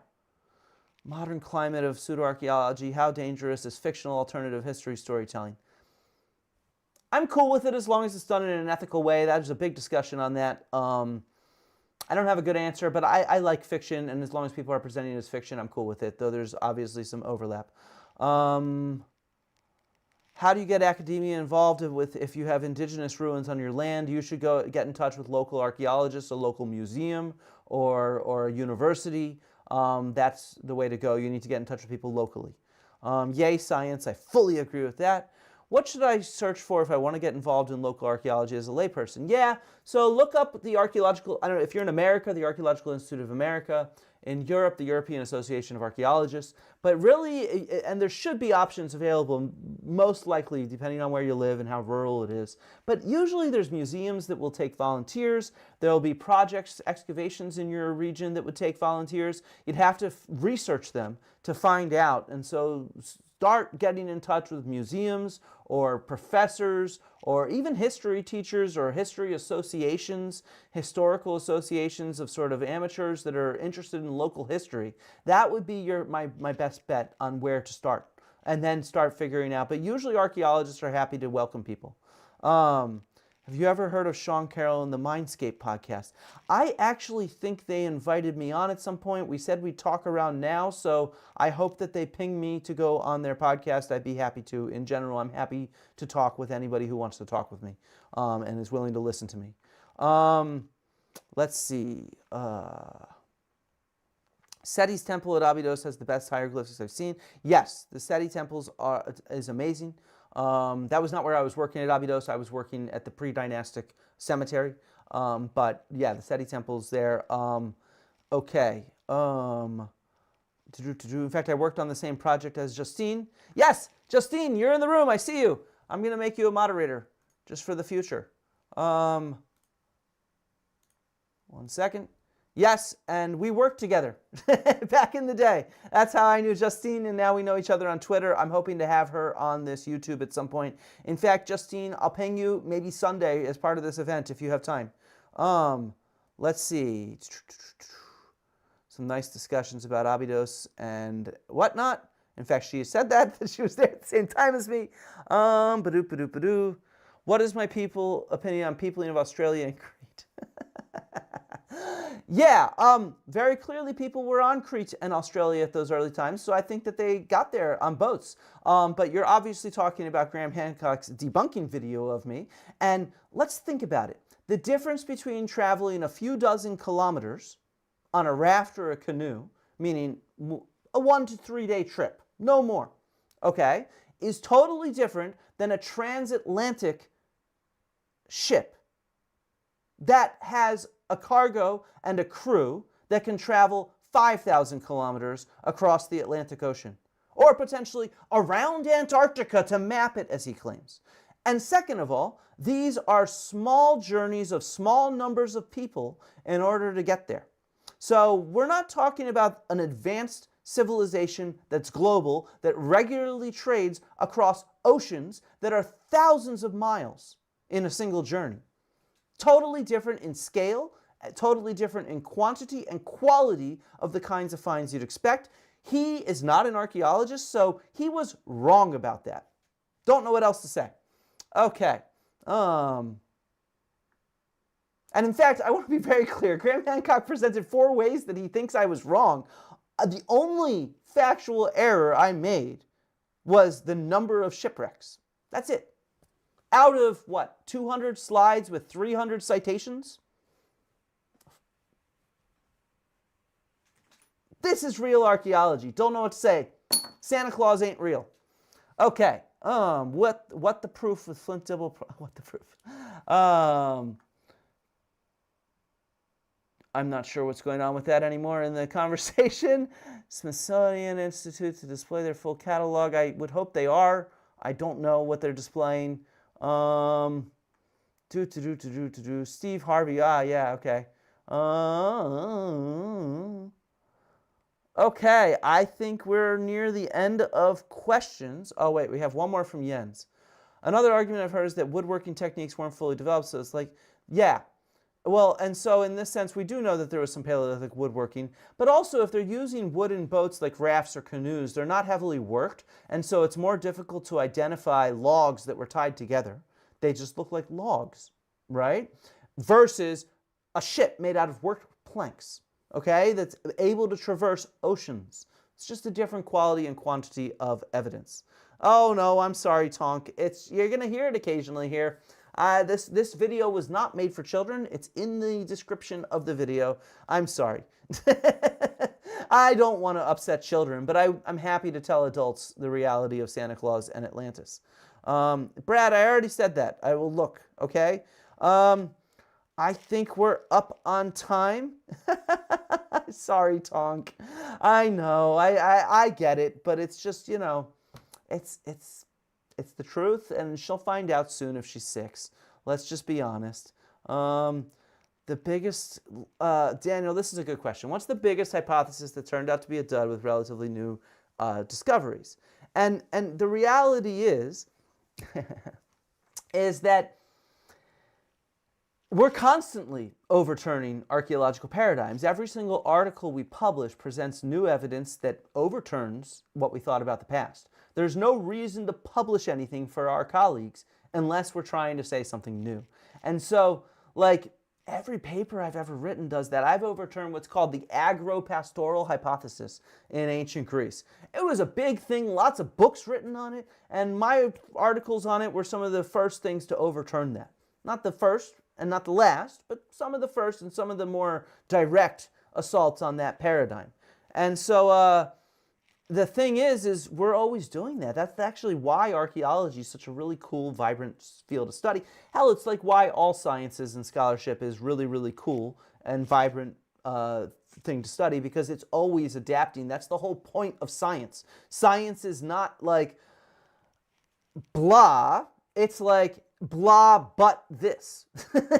It's complicated and nuanced, and we're constantly learning more. And in many ways, we have like the larger picture of many things locked in place.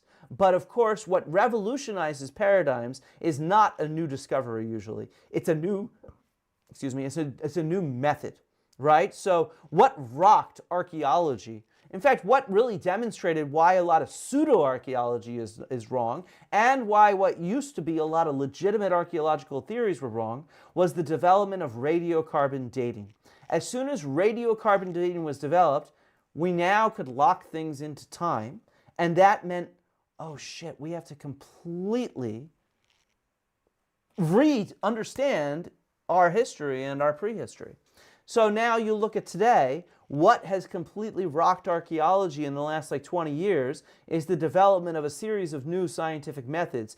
DNA and genetics is one you've all heard of and has done a major number on things, but so have a series of other scientific methods. Isotope analysis has been a real big one. That's what I do on animal remains, but it can be done on geology and artifacts and human remains and plants and pretty much anything, really. We all have isotopes in us, and so does everything. And proteomics, so the study of proteins, it's this suite of sort of laboratory methods that has really defined a new period in archaeological science, and therefore archaeology as a whole, because we're able to restudy old things in new ways. And so it's never new discoveries. The public thinks it's all about new discoveries. And don't get me wrong, some new discoveries are pretty cool, but they rarely completely open and rewrite the field. That is new methods. New methods are the ones that rewrite the field and the narratives about it and how we as scholars need to approach it. And so this idea that the public has that archaeology is all about discovery is totally bunk. This is why I'll never get a TV show, because I can't not be honest about this. Okay, so yeah, let's finish up. When's the next live? Who's the next guest? Tomorrow, I am doing a live stream for 5 hours. I have 4 guests coming on in those 5 hours. Let me pull it up on my YouTube, and we will look at this, and you will see it, and you will say, ooh, this is going to look cool, and because that's what's going to happen, right? View my channel, go to live. Tomorrow we have a Real Archaeology Saturday stream with 4 amazing people at 3 p.m. UK time, 10 a.m. Eastern. Here, wait, let's make this big. At 3 p.m. UK time, 10 a.m. Eastern, we have Dr. Holly Walters coming on, and we're going to talk about shallogram stories in an Ammonite world. It's really cool. She has a new book on this. This stuff is really cool. She just sent me some images of it, and it's just breathtaking. Then on the next hour at 4 p.m. UK time, 11 a.m. Eastern, I'm going to talk with Dr. Hannah Moots, who's just published a couple different articles on the genetic history of Iron Age Italy and ancient Romans in Italy. And it's really cool, really breathtaking. It's gotten a lot of good press and a lot of backlash on social media and some cool stuff. Then I'll live stream for an hour, maybe continue talking with Hannah, and I'll answer some questions on Reddit Ask Historians. And then at 6, I'll have on David E. and Howe, and we're going to talk about stories about old dogs. We're both zooarchaeologists, so we have some cool stuff to share about old dogs. And then at 7 p.m. UK, 2 p.m. Eastern, it'll be Dr. Marika Stoll, and we'll talk about Quetzalcoatl. She's a Mesoamerican archaeologist, and she works in the region of Mixteca, I think. Am I getting that right? Now I'm blanking. But either way, that's my live streams for tomorrow. I'm still situating some of the ideas for Sunday, and I will work to get that fully up. I'd like to have Justine on and maybe Carl and do like a big finish, though I also teach early Monday morning and I'm doing like 10 hours of live streaming. So let me see how much energy I have after tomorrow's live streams. So yeah, I see big archaeological mysteries. There's a lot of them, but I'm going to go because I need to eat dinner. I'd like to have a drink. It's already 8 o'clock here, and I woke up and I started teaching at 9 a.m. and then I've been live streaming since then. So it's been a good 11 hours of working on some archaeology and sharing it with some students and some cool people on the internet. So thank you, everybody. Tune in tomorrow.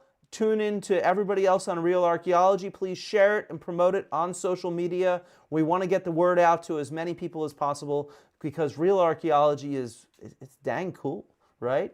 So thank you all. Here's a really cool point my dad made, and see you all.